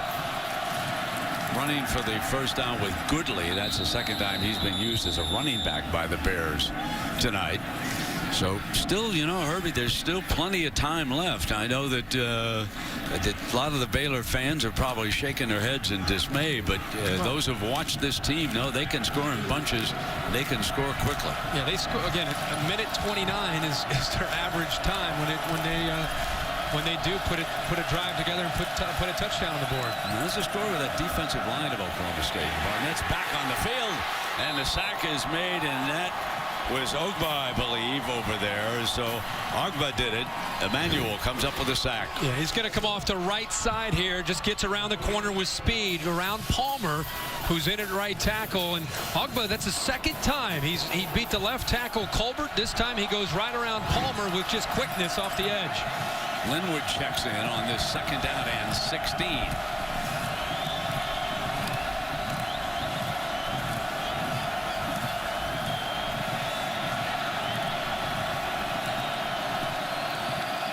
Low snap, picked up by Petty. Incomplete. Jay Lee, the target.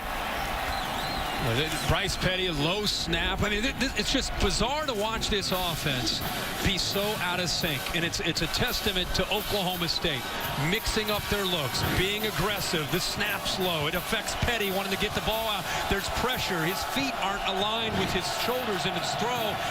It's just something we've not seen from Baylor all year. Third down and 16 for the Bears. Petty checks that sideline.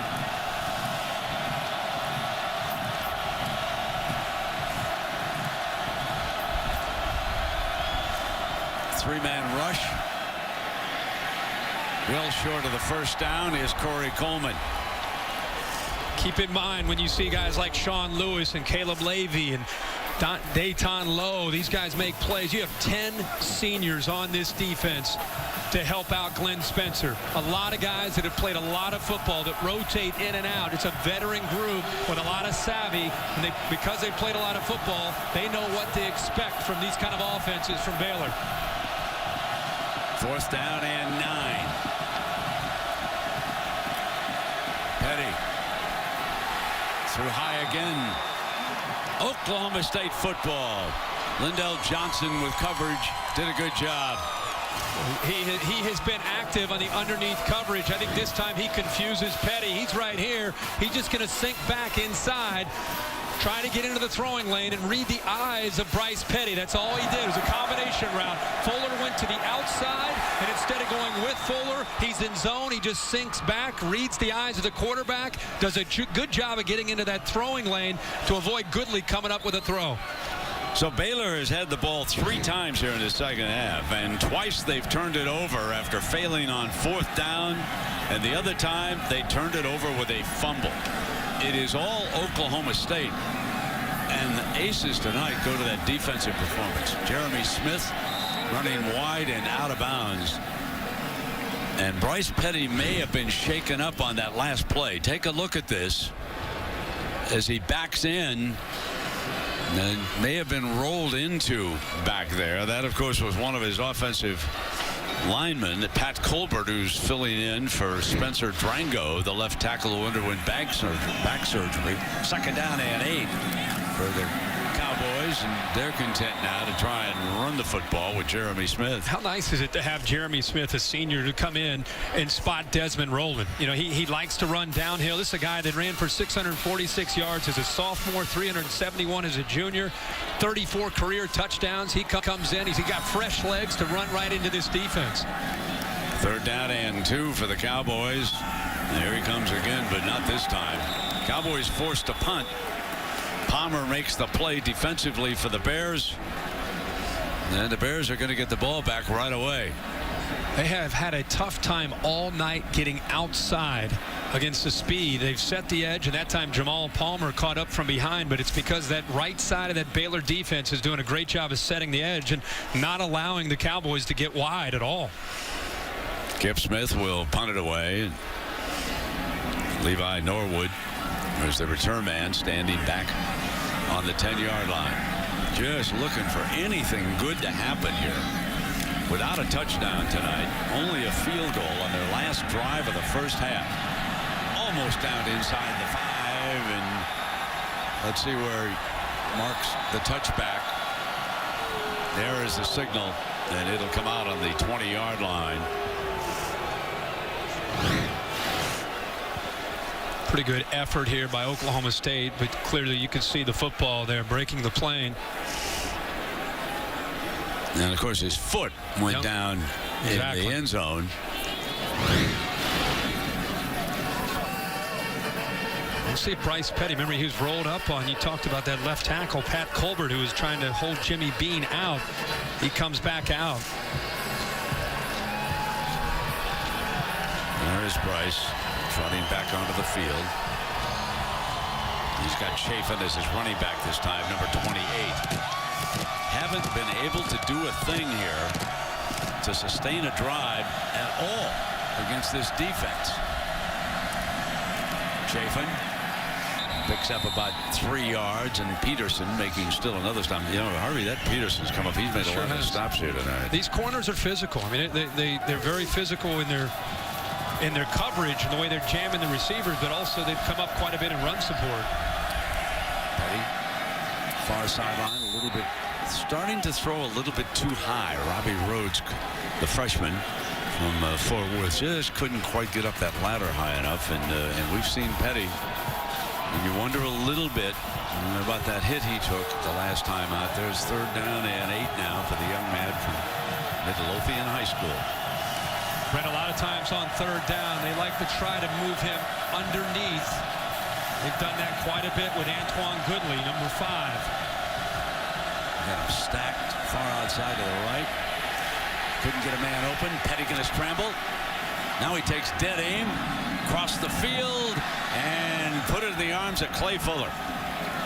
Got a first down with his minor league baseball player. It's a great job of keeping the play alive by Bryce Petty. I mean, it looked like he wanted to go right. He had to come off of it. Good job of getting outside right there of Tyler Johnson. Tries to buy some time. Does a no-no, throwing back across the middle lane. And they might want to check this just to confirm if Clay Fuller held on to that football. And he went down. He slid down for the ball. And we'll have to take a close look here to see if he was able to sustain the catch. Got both hands underneath. He's a baseball player. Absolutely. Baseball player. Absolutely. Makes that catch. That play.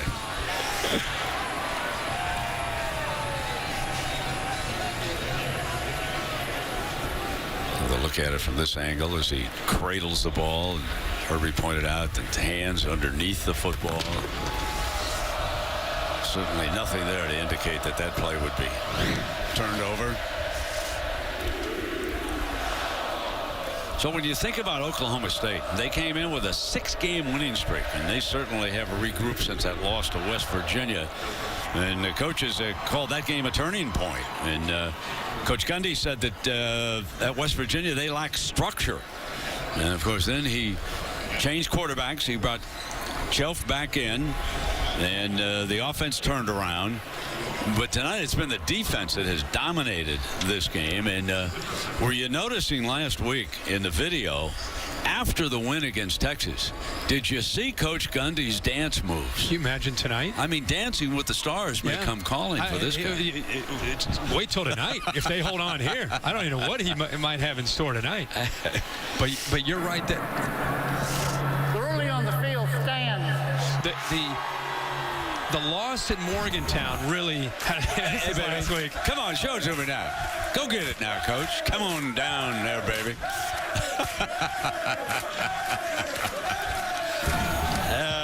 Yeah, he'll do another one tonight. He will, yeah, if they win.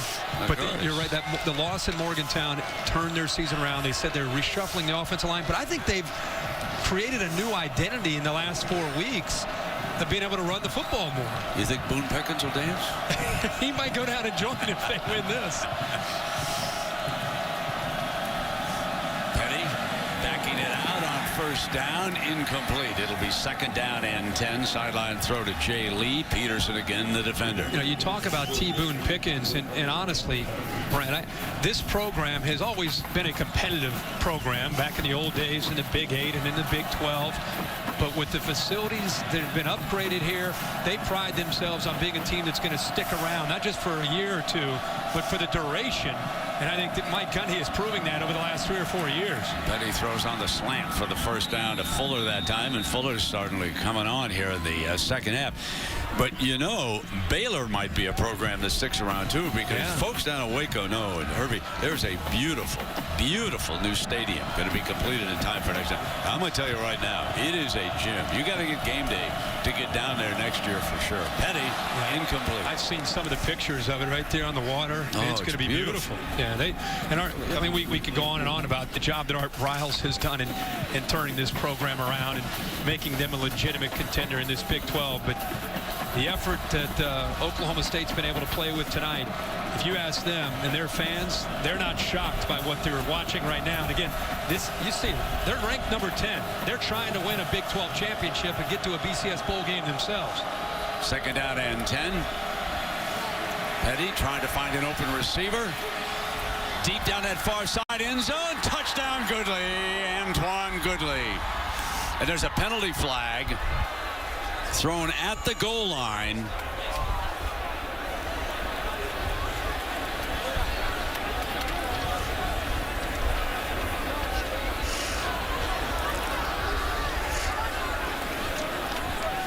It would be a 40-yard scoring strike if it holds up.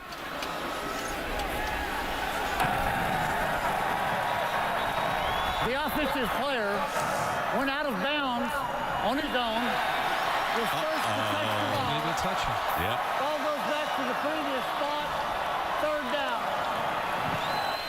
Well, Antoine Goodley had to work to try to get open downfield. He recognizes a quarterback, and there he steps out. He's out of bounds. Gilbert never touched him. He saw Petty start to scramble his way, so he turned to go downfield, and he stepped out of bounds on his own. You saw the hat come down first. The hat is already off the official. Do you see? He'd already seen the foot out of bounds, so he flipped the hat down a sideline, and then as Goodley goes into the end zone. All over. Yep. 3rd down and 10 coming up now. Look how tight the coverage is across the board here. Something that teams have not been able to have success doing all year. Short of the 1st down, incomplete too, by the way. And Corey Coleman, I thought for a moment that he was going to hang on to that. Shaken up on the play is one of the defenders. That would be Lowe. That's a ball that obviously he has to be able to hold on to, give them a chance. Then 4th and 2 probably if he holds on to that ball, and instead it's 4th and 10.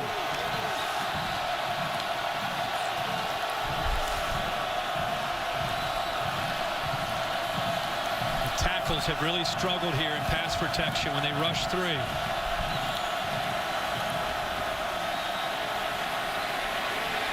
Petty going to try to run for it. Not going to get it. Oklahoma State football.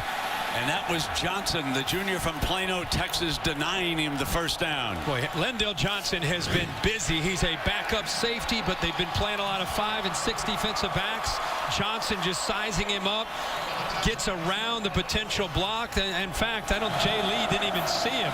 But this is big against big. Who's going to win the battle? And the safety turns down the quarterback.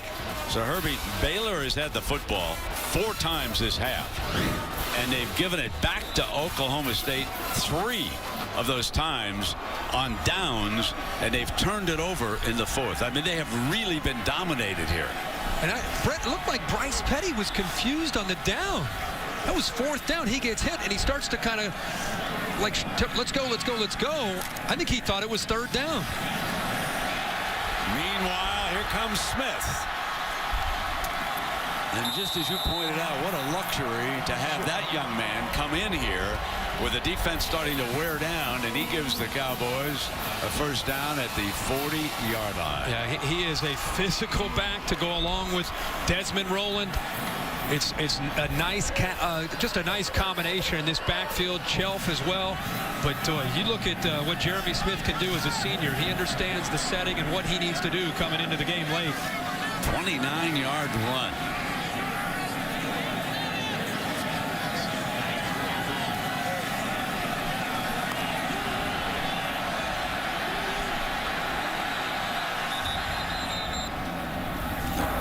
You go back to that 4th down for Baylor. Oklahoma State. Bryce Petty on 4th down. He's trying to get the 1st down. He comes up a little bit short. Big hit there by Johnson. He gets help from the offensive line, and he's thinking, you know, let's see if we can go. Let's go for this. Let's go for this. And let us check in with Robert Flores. Robert? Yeah, let's go for this. A nominee for AT&T All-America Player of the Week. Ohio State quarterback Braxton Miller ran for 2 touchdowns, threw for 2 more as they demolished Indiana. You can text or you can visit ESPNAllamerica.com. You could probably text too if you wanted. I just don't know the phone number. All right, Robert. You know what's interesting?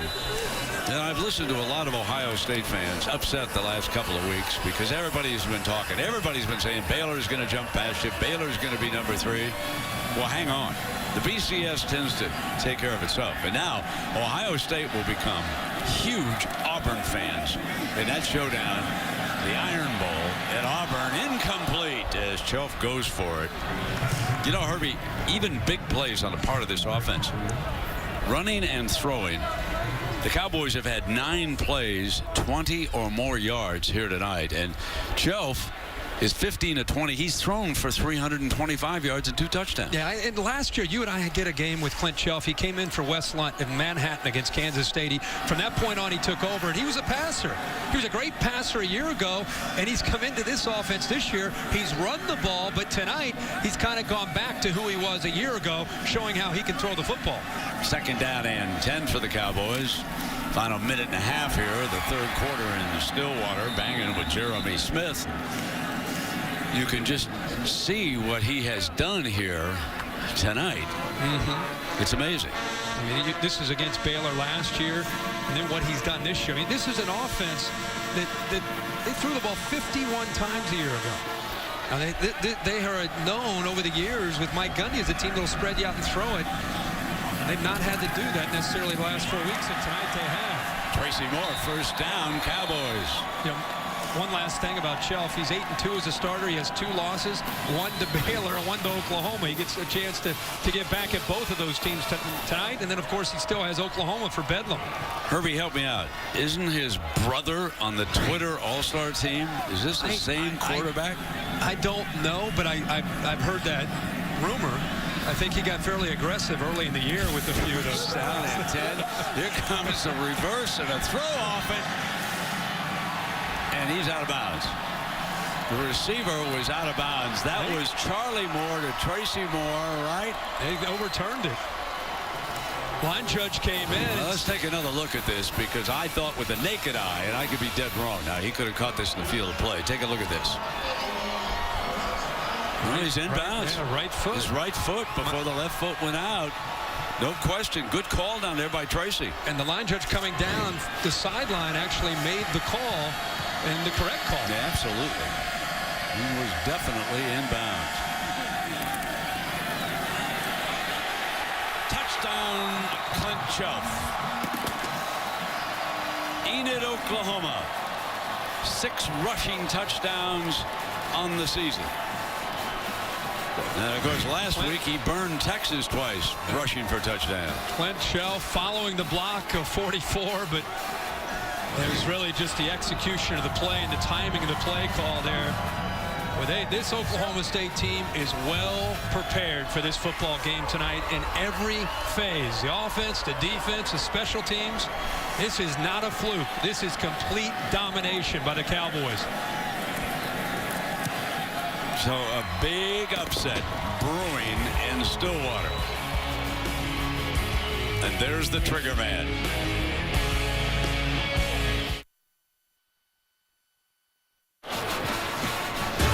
All right, Buckeye fans, tomorrow at 8:30 p.m. Eastern, your turn to cheer. You'll be a solid number 3. Looking at a 2.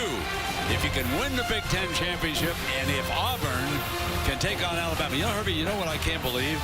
This is the first time since the SEC split into divisions that Alabama and Auburn will play for the championship of the West. Right. The winner goes on to play, well, perhaps, who knows, could be Missouri or South Carolina. But you're right about Ohio State. If this holds on, and obviously it looks like it will, they're not going to have to worry about style points and who beat who beat. Ohio State is sitting there in pole position by themselves. And now, as you said, they sit back and watch these other 2 teams, Florida State and Alabama, play and see what happens. Short kickoff going to be returned and fielded here. Free ball. And the Bears alertly bounce on it at the 27-yard. Ironically, Ohio State's playing the best that they've played all year right now. Here's Oklahoma State and what they've needed to do to try to win this football game. They came out with an aggressive mindset. Marcel Aitman with a great play. They've had to beat one-on-one coverage. They knew that coming in. You know, they've been running the ball so well, but Baylor came in determined to stop the running game, and they left their corners on an island, and Dimitri Goodson has had a rough night defending these Oklahoma State Cowboy wide receivers. Armstead alertly fell on that football, and it will be Baylor ball here. Final play of the 3rd quarter.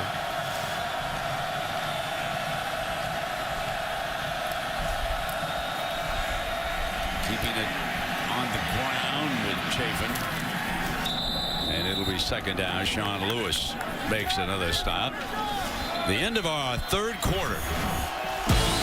Oklahoma State all over Baylor. Back after this message and a word from your local ABC stations.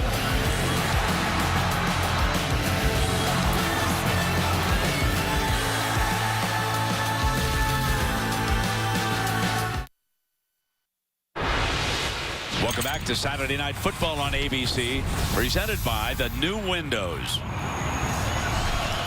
And we are back for the 4th quarter. Ordinarily, we would say the money quarter, but in this instance, Baylor trying to catch up. It's 35-3. All Oklahoma State, especially a spectacular defensive performance And Chafin running the ball. And out of bounds. We'll see where they spot it as he was approaching the first down marker. It's like he might be able to get to the corner and pick up that first down, but he ended up stepping out of bounds a couple yards short. He had room to run. 3rd down and 2 for Bryce Petty and the Bears. Throws for the first down. And that was Coleman. And a reminder to stay tuned after the game, except on the West Coast for your late local news and for most of these ABC stations. And then turn over to ESPN for Sports Center for the highlights of the day in sports. Petty firing down here to the near side to Goodley. That's a great matchup when Justin Gilbert goes up against Antoine Goodley. Goodley, a junior, 5'10", 225 pounds. And as we said earlier, Justin Gilbert recognized by many as the top corner in all of college football. Big, physical, long arms, an outstanding player. Play action. Incomplete. It'll be 3rd down. Now, you know, Herbie, because you've been in a lot of locker rooms. You know that what the Cowboys want now is not to permit a touchdown. Right. They would dearly love to walk off this field and have Baylor only with a field goal. 61 points a game, and you somehow don't let them into the end zone. They're as focused right now as they've been since the opening drive. Absolutely. Youngsters are youngsters, and they want a first down. Busting free to daylight, however. Chafin and the Bears have a different idea because they want to get into the end zone. You know, Chafin showed last week against Texas Tech. We've always known he's a physical back, but last week he showed that if he gets through that initial surge of the defense, keeps his balance, he can get all the way to the end zone. But Oklahoma State that time holding him short, but it was a big gain, obviously. A nice run. Play action to him this time. Woodley breaks free. Touchdown. That's Baylor's offense this year until tonight. When you leave defensive backs one-on-one against their wide receivers, that's what they've done to every team that they've played until tonight. And that was the first time that Petty's gotten the ball out to his receiver, Goodley, and he made Oklahoma State pay for leaving Goodley isolated one-on-one. 14 minutes still remaining. And the Bears can quickly, with this extra point here, pull to within 25. Jones tacks on the extra point. And it is 35-10 as the Bears finally able to do something in the second half. You're watching ESPN Saturday Night Football presented by the new windows on ABC.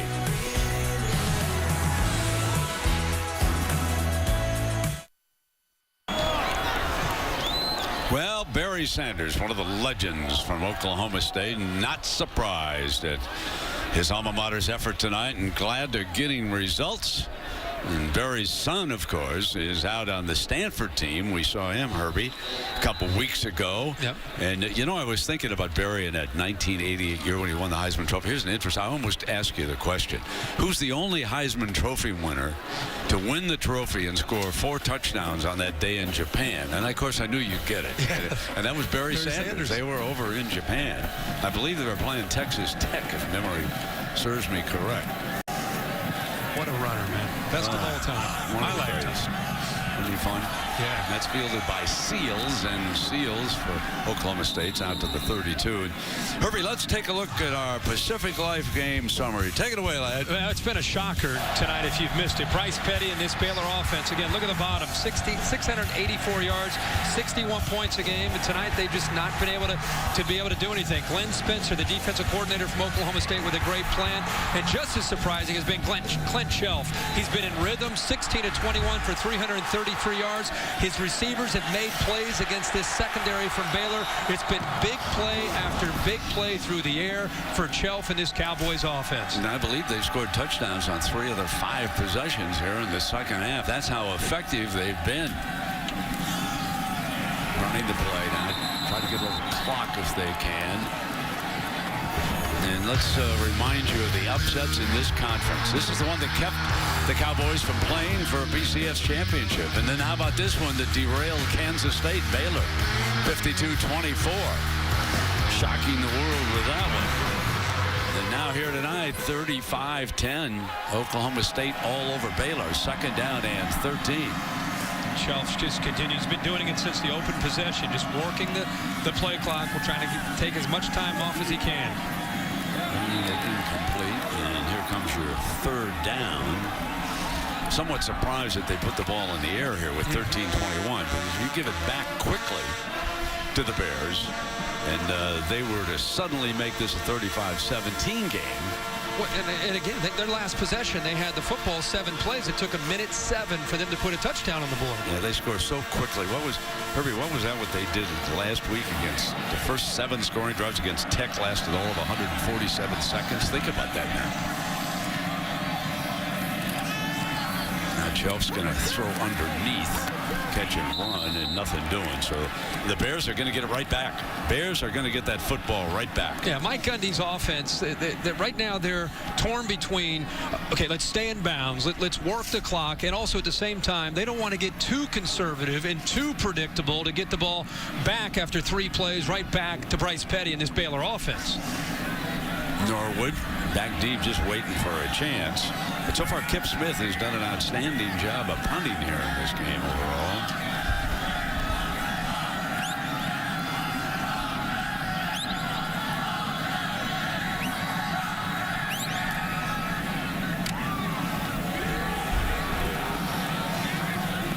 And one of the short men at the 44-yard line.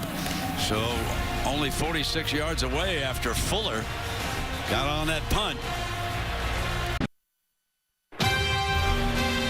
Saturday Night Football. Presented by the new windows. Taco Bell. Sometimes you gotta live Mas. And the Home Depot. More saving, more doing. That's the power of the Home Depot. Check that out, Herbie. That's the Oklahoma State School of Mechanical and Aerospace Engineering. Large program here, over 1,300 students. Look at this next generation of unmanned systems. You can take that back to Nashville tonight. Pretty cool. My kids would love that. Here we go now. Baylor football.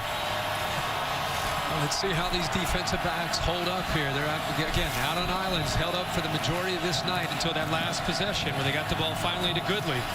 Chafin staying in the game as the Bear running back. 56 yards away, 12:32 working. And they decide to run on first down.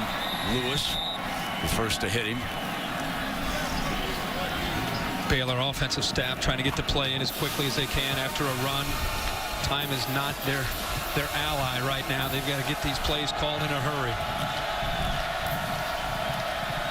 Now Petty, far side, incomplete. You know, the tough and thing. And a penalty flag. Came in late.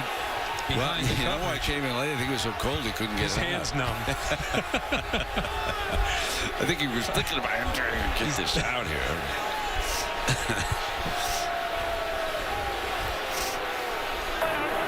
Pass interference, defense, number 26. First down. That's Tyler Patman. Yeah, they're out on an island out there. Grabs the jersey with the left hand. Definitely pass interference. Glenn Spencer, of course, giving the uncatchable sign to the officials. Right call. Right call. That was not Gronkowski in the back of the end zone. First down and 10. And here's Petty now. Complete for another first down.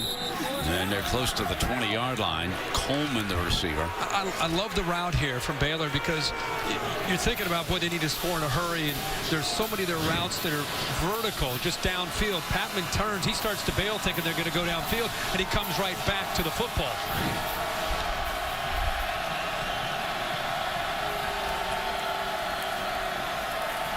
Chafin. Nothing doing. He tried to run wide. And Ryan Simmons up to make another play. Now, Ryan Simmons quietly having a great night. Again, Caleb Levy and Sean Lewis get most of the attention, but he's got great quickness on the other side of Lewis. So when you go back into the boundary, he's got that lateral quickness to make those plays. Now Petty going to throw. Got an open Norwood, and Norwood is to the 7-yard line. First down and goal. Yeah, Norwood last week stepped up with Tevin Reese down, 7 catches, 156 yards, and 2 touchdowns. They've tried to get him the ball tonight. Somebody besides Goodley's going to have to make plays for this offense, and now we're starting to see some others step up. Norwood and also Coleman. Petty's still got it, and he's down just across the 5-yard line. So it'll be second down and goal coming up for the Bears, and the Bears can't waste any time here. They've got to get those signals in quick, and Petty has to have some urgency. They've not been in a situation like this, obviously, all year, down 25 points in a fourth quarter. Petty, and he's short of the end zone again. Third down and goal. Johnson saved a touchdown. Baylor looking over these coaches, Art Briles and that staff. They know that every time that they run the football with Petty and he doesn't get into the end zone, not only is it not a touchdown, but it's another 30 to 40 seconds that could run off the clock. They're actually huddling here just to make sure everybody's on the same page here on this big third down. Of course, this 4-down scoreboard situation, clearly. Bad snap. Petty goes back, falls on it, loose ball picked up. The Cowboys can have a touchdown. Patman racing for the end zone. The dagger, ladies and gentlemen. Another unbeaten is about to bite the dust. Brent, if fans have just tuned into this game, that play is this game in a nutshell. A snap that's low to the left to the quarterback, Petty. He can't get his hands on the ball. Not only can he not recover it, but the Oklahoma State picks it up, and they take it all the way to the opposite end of the field. A 14-point swing like that. Just when you thought that Petty and Baylor might be getting back into the game, this game is over. Let me tell you right now that Baylor has turned the football over tonight at the 1-yard line and now the 2-yard line. Tyler Patman, a sophomore from Round Rock, Texas. Vista Ridge High School. There's the bad snap. Looks like Petty has it wrapped up, overshoots it. Patman scoops it up, and he's off to the races, and he's got a convoy with him. This is a Baylor offense that 7 plays there, a little over a minute and a half, about 2 minutes. The little things that can cost you. You work on center quarterback exchange for 15 minutes before every practice, whether it's a shotgun or direct snap. And Bryce Petty knows that it's just one of those nights for him in this offense where Oklahoma State has a lot to do with it, but they've not helped themselves in many cases. Patman, the transfer from Kansas. Glenn Spencer, we met with him this week, almost got tears in his eyes because of how proud he is of Tyler Patman. After his career in Lawrence, he said after we got our 6th win, I was sitting on the bus on bus 1, and Patman was on bus 2, and it dawned on me that he's going to go to a bowl game. So he went off of bus 1, walked back to bus 2, hugged him, and said, "Congratulations, you're going to a bowl game."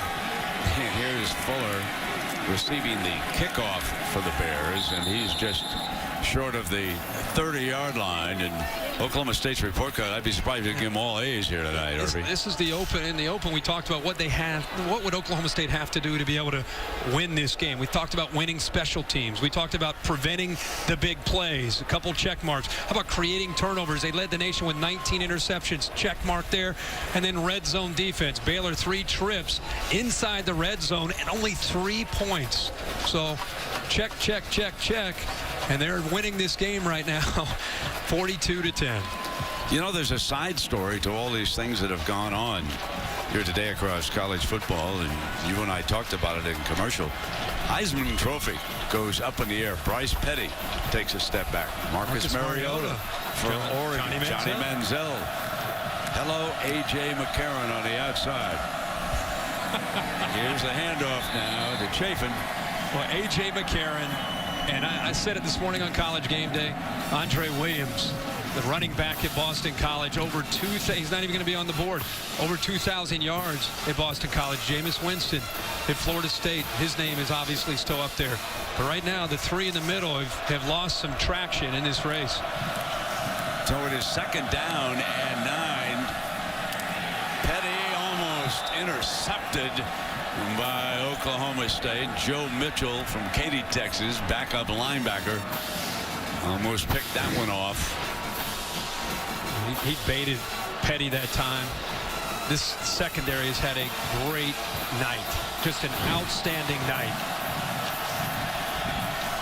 3rd down and 9. Petty 24 of 45 for 294. Has 1 touchdown pass.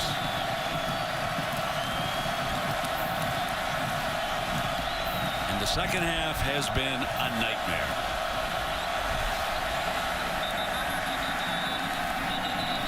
Delay.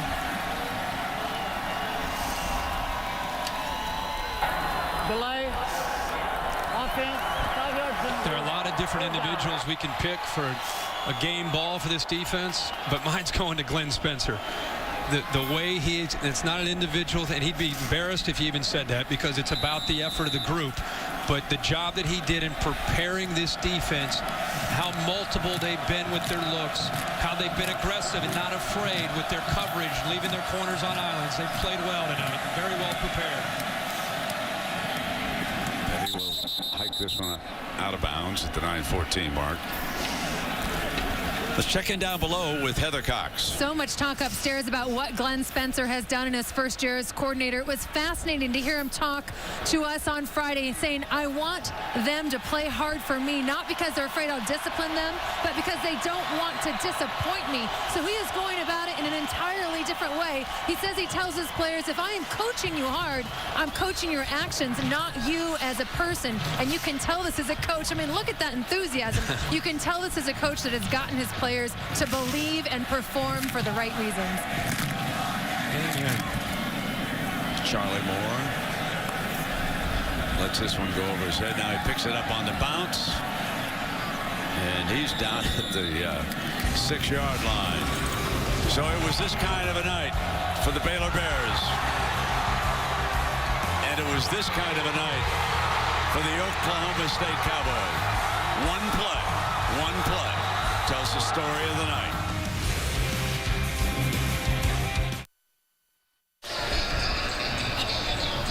Well, if this week's Monday night game is as good as last week's, it'll be some treat. Colin Kaepernick and the San Francisco 49ers against RG3 and the Washington Redskins. 49ers are not quite as good as they were a year ago, and the Redskins have been a bit of a disappointment in that NFC East. But we shall see, Herbie, in that one Monday night. Yeah, that'll be a good one. RG3 and the Redskins trying to get back in the race in their division. Yeah, for sure. And here the Cowboys are going to go to work on the clock, and we're going to go to Robert Flores for an update. Robert? All right, Brandon, the Pac-12, USC is opening up some distance between themselves and Colorado. Nelson Aguilar from Cody Kessler. It's 23-0 USC in Boulder at the half. They will take on UCLA next week somewhere on the ESPN networks. And Washington State is leading Oregon State. That game on ESPN2, also on the Watch ESPN app. Robert, and here, freshman Rennie Childs from Houston, Texas, Cypress Ridge, going to get a little playing time for the Cowboys. 2nd down and 7. That is the young man, Childs, being stopped by the Bears. And Coach Mike Gundy against a top 4 team here tonight. And this would be his first win since 2002, when he took down Oklahoma. Bedlam's still ahead of us. It sure is. It sure is. It's right here in Stillwater, and not just because of tonight, but like I said, I think Mike Gundy and what this athletic department, the commitment that they've made here, they are no longer a team that comes around every once in a while. They've got staying power with his leadership and with the backing of the department here. They are an outstanding program. Here's Childs dashing for the first down, 30, 35, and finally wrestled out of bounds on that far side by Dimitri Goodson. Well, it's nice to bring in a true freshman, 5'10", 180 pounds. And one thing he brings that's a little bit different than Roland and Smith, and you could see it there, he gets to the second level, he's got some acceleration. When those wide receivers do such a good job blocking with this group on those defensive backs, you mess around and Randy Childs will go by you and take it all the way to the end zone. That's another big play for the Cowboys, another 30-yard gain, and they're going for 600 yards of offense tonight. So when you think about Oklahoma State and Boone Pickens Stadium, folks, they're about to become 17-1 in their last 18 games here. So for some of us, it was a little bit surprising when they were a huge underdog at home. Win tonight makes them 17-1 in their last 18 games here in Boone Pickens Stadium. And that was Glidden, turn man over there. And of course, this will give them a 7-game win streak after that loss at West Virginia. I think after the loss, everybody forgot about him. And we saw Mike Gundy over there on the sideline. One thing to also keep in mind, he spent a year as an assistant coach at Baylor.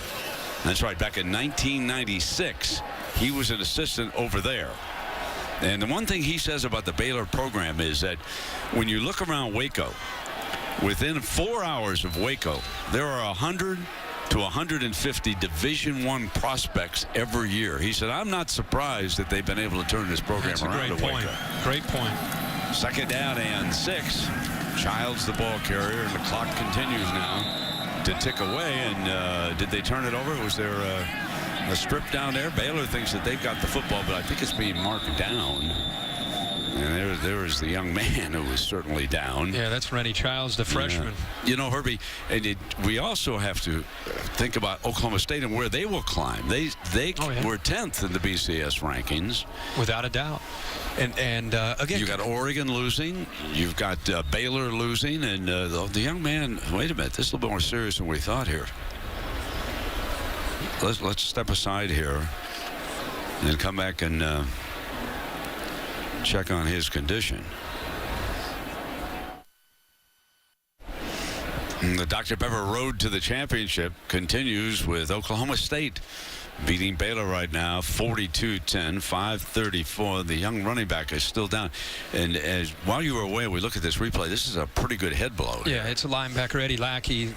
Big collision with the true freshman running back, Rennie Childs. Lackey, one of the more physical players on this Baylor defense. And he's coming downhill in a hurry. It's boom. His teammates, you can see in the upper left up there, that have applause for him down there. And, absolutely.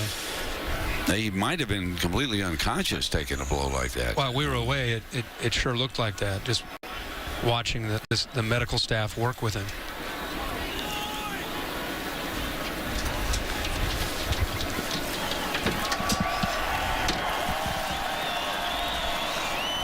And it's nice to see the young man up on his feet now. And you know, before the injury, you were talking about Oklahoma State, and they're sitting at 10, and you look at some of these teams that have lost ahead of them and what this could do for them. I don't think a lot of people realize this is a big night for Oklahoma State. There was so much talk about Baylor, and Ohio State and the BCS standings. Oklahoma State this is a huge win. They're in the driver's seat. If they beat Oklahoma, they're going to go to a Fiesta Bowl. I mean, that's amazing. That'd be 2 times in the last few years that they've been able to accomplish that. So that's what Mike Gundy, I think, got his team to buy into. But you do wonder how far they could continue to climb. Yeah, exactly. They're gonna move toward the top 5 with this impressive performance here tonight. Now Missouri, that's a team you just can't overlook. I mean, they're playing for the SEC East next week against Texas A&M. Yeah. Win that, and they're going to Atlanta.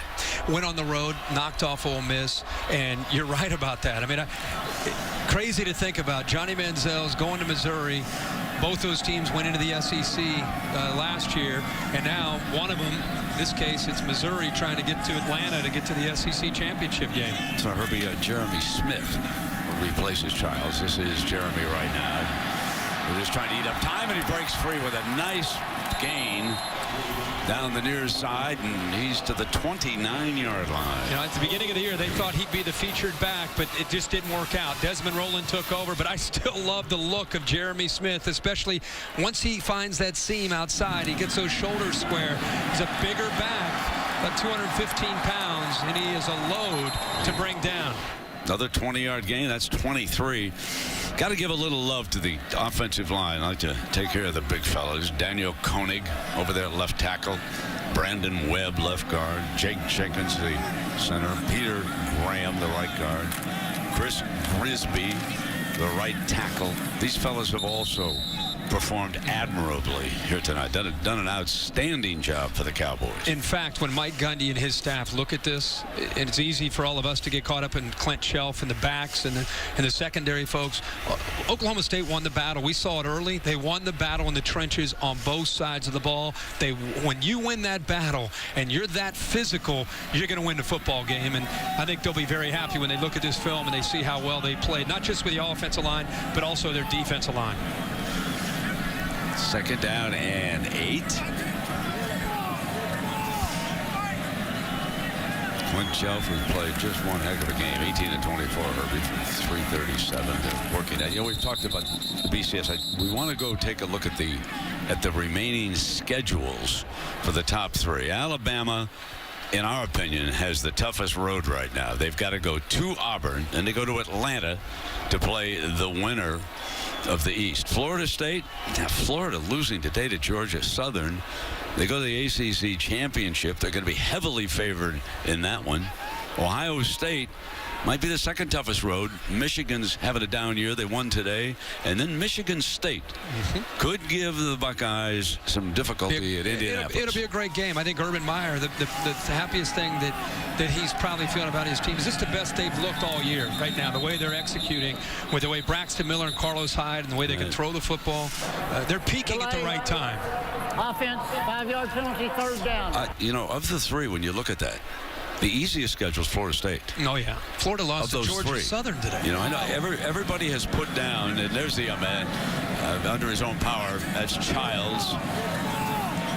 Rennie Childs headed back to the Oklahoma State locker room. Everybody put down the Big Ten, and I get it, understand it, agree with part of it. But be careful about Michigan State. Sure. They can play a little defense. Yeah, and Ohio State knocking off Wisconsin, and Wisconsin's proving to be potentially a BCS at-large team. And if they end up playing Michigan State, if they beat Michigan State, that's a tough game. If they win that game, those are 2 big victories. Strike, touchdown! Goodness gracious, Jawan Seals, the redshirt freshman from Port Arthur, Texas. And there's a touchdown for style points as Oklahoma State thrashing favored Baylor. A 33-yard scoring strike by Chelf, who now has thrown 3 touchdowns and 370 yards here tonight. That was almost there's your 61 points. I mean, they're already up 40. Exactly. They're 61 and 586 yards. So who's got the 61-point average here tonight? Oklahoma State's 5 yards away from having 600 yards themselves. These corners have struggled all night. All night. We came in thinking Oklahoma State, how would their corners hold up? But it's been the Baylor corners that have been out there by themselves, one-on-one coverage. They just have not been able to make a play on the ball. That time Seals just goes up and over Joe Williams to make that catch. But I mean, you can look at what Chelf has done, 370 yards through the air, a lot of big plays, and a lot of the credit goes to his receivers adjusting to the ball, and the Baylor corners just not covering well in one-on-one coverage. 3 minutes remaining. It's going to be in good shape after this one tonight, I'll tell you.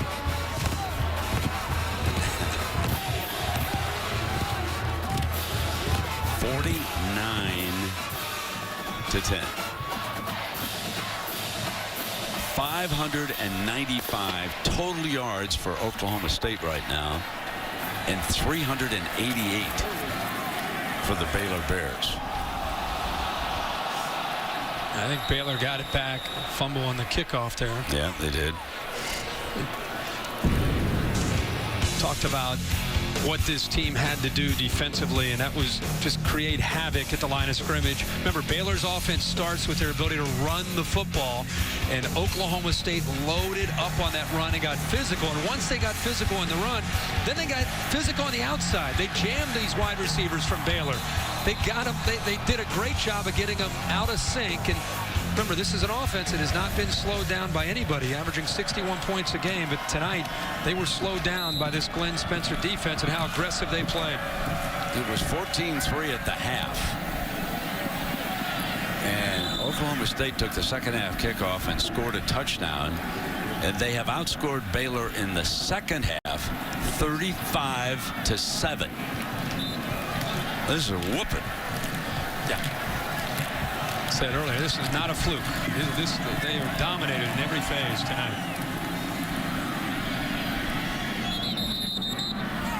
Clock stops. Goodley goes out of bounds. And coming up after the game, stay tuned for the Ford wrap-up with Robert Flores. That'll be coming your way in about 2.5 minutes.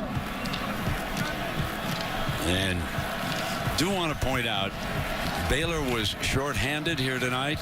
Lost their left tackle. Running backs 1 and 2. They were already without one of their best receivers. Goodley's bringing it down. The clock is stopped as he's out of bounds. That was Lampkin defending over there for Oklahoma State.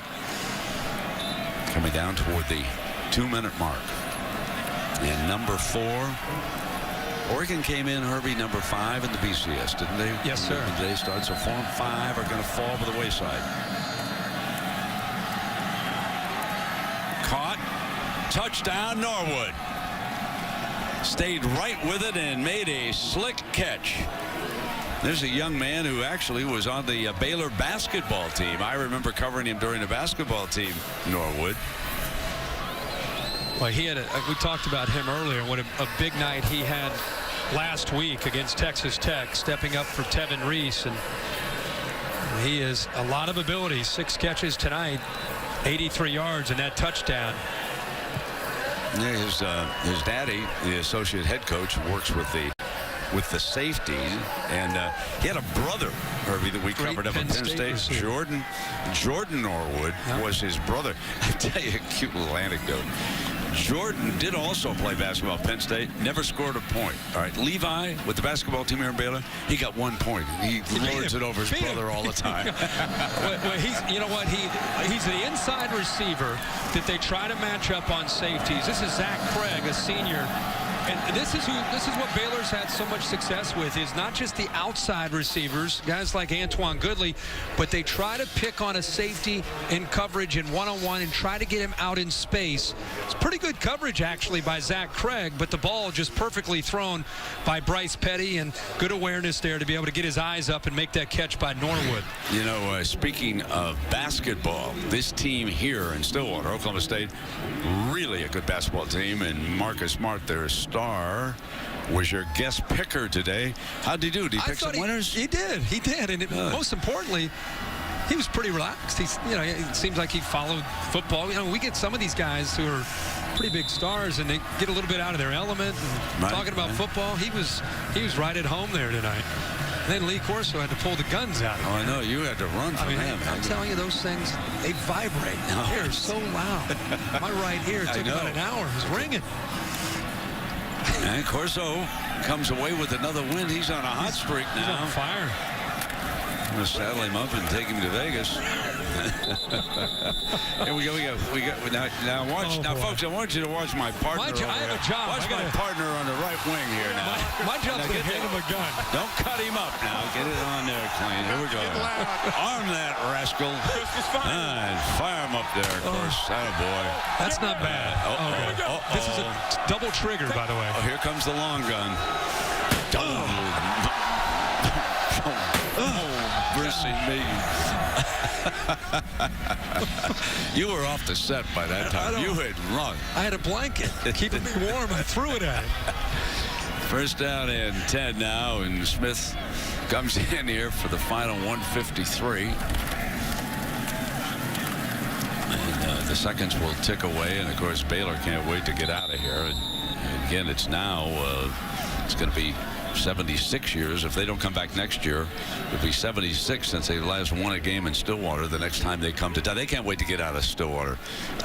Exactly. Enough, I'm telling you. I just want to give one more shout out to Mike Gundy for the job that he's done, not just tonight, but this program was a bit embattled early in the year, and he's kept them on track. They lost early in the year in Morgantown, and people thought, boy, what's wrong with this team?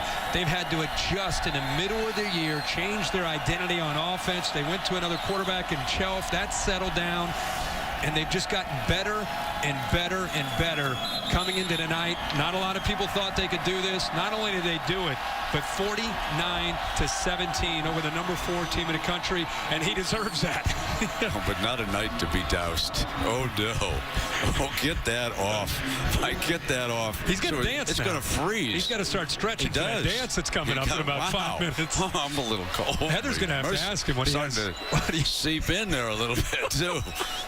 Oh, this is no fun here. This is no fun. We're down about 33 degrees. He's keeping his cool out here, but he's going to explode in that locker room. So the upset, Oklahoma State dominates favored Baylor. 49-17. Clint Chelf, 19 of 25, 370 and 3 touchdowns. Smith ran for 67 yards. Moore caught 5 passes for 126 yards. Those are your leaders. And Art Briles and Baylor will return to Waco and regroup because they're still.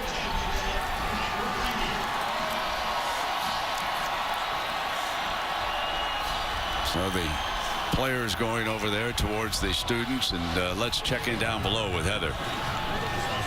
A quick congratulations from Coach to Bryce Petty. Coach, congratulations on the win. Not only did you guys win, you did it emphatically. What kind of message did Oklahoma State send to the college football world tonight?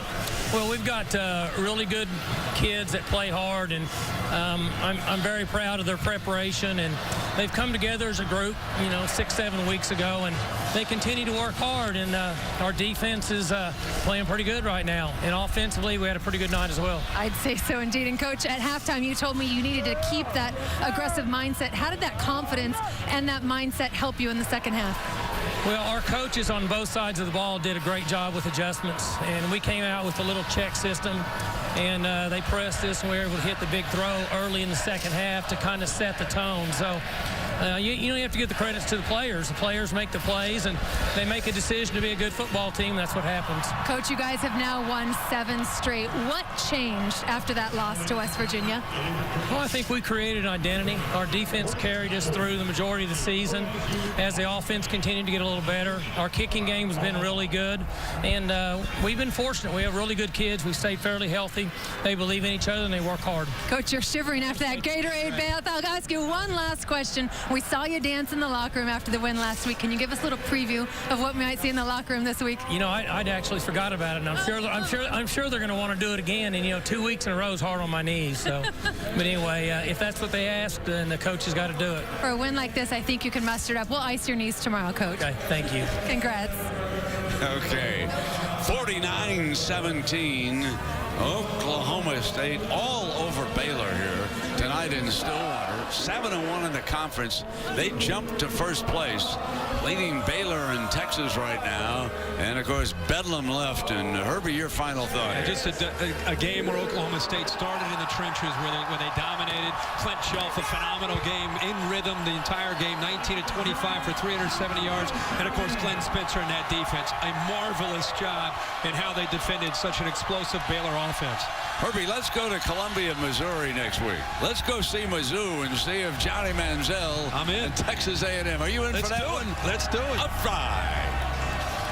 Big win for Oklahoma State. They climb all over Baylor here tonight. They take over first place in the Big 12 Conference. And now it's time for the Ford wrap-up. Let's go to Robert Flores. Take it away, Robert.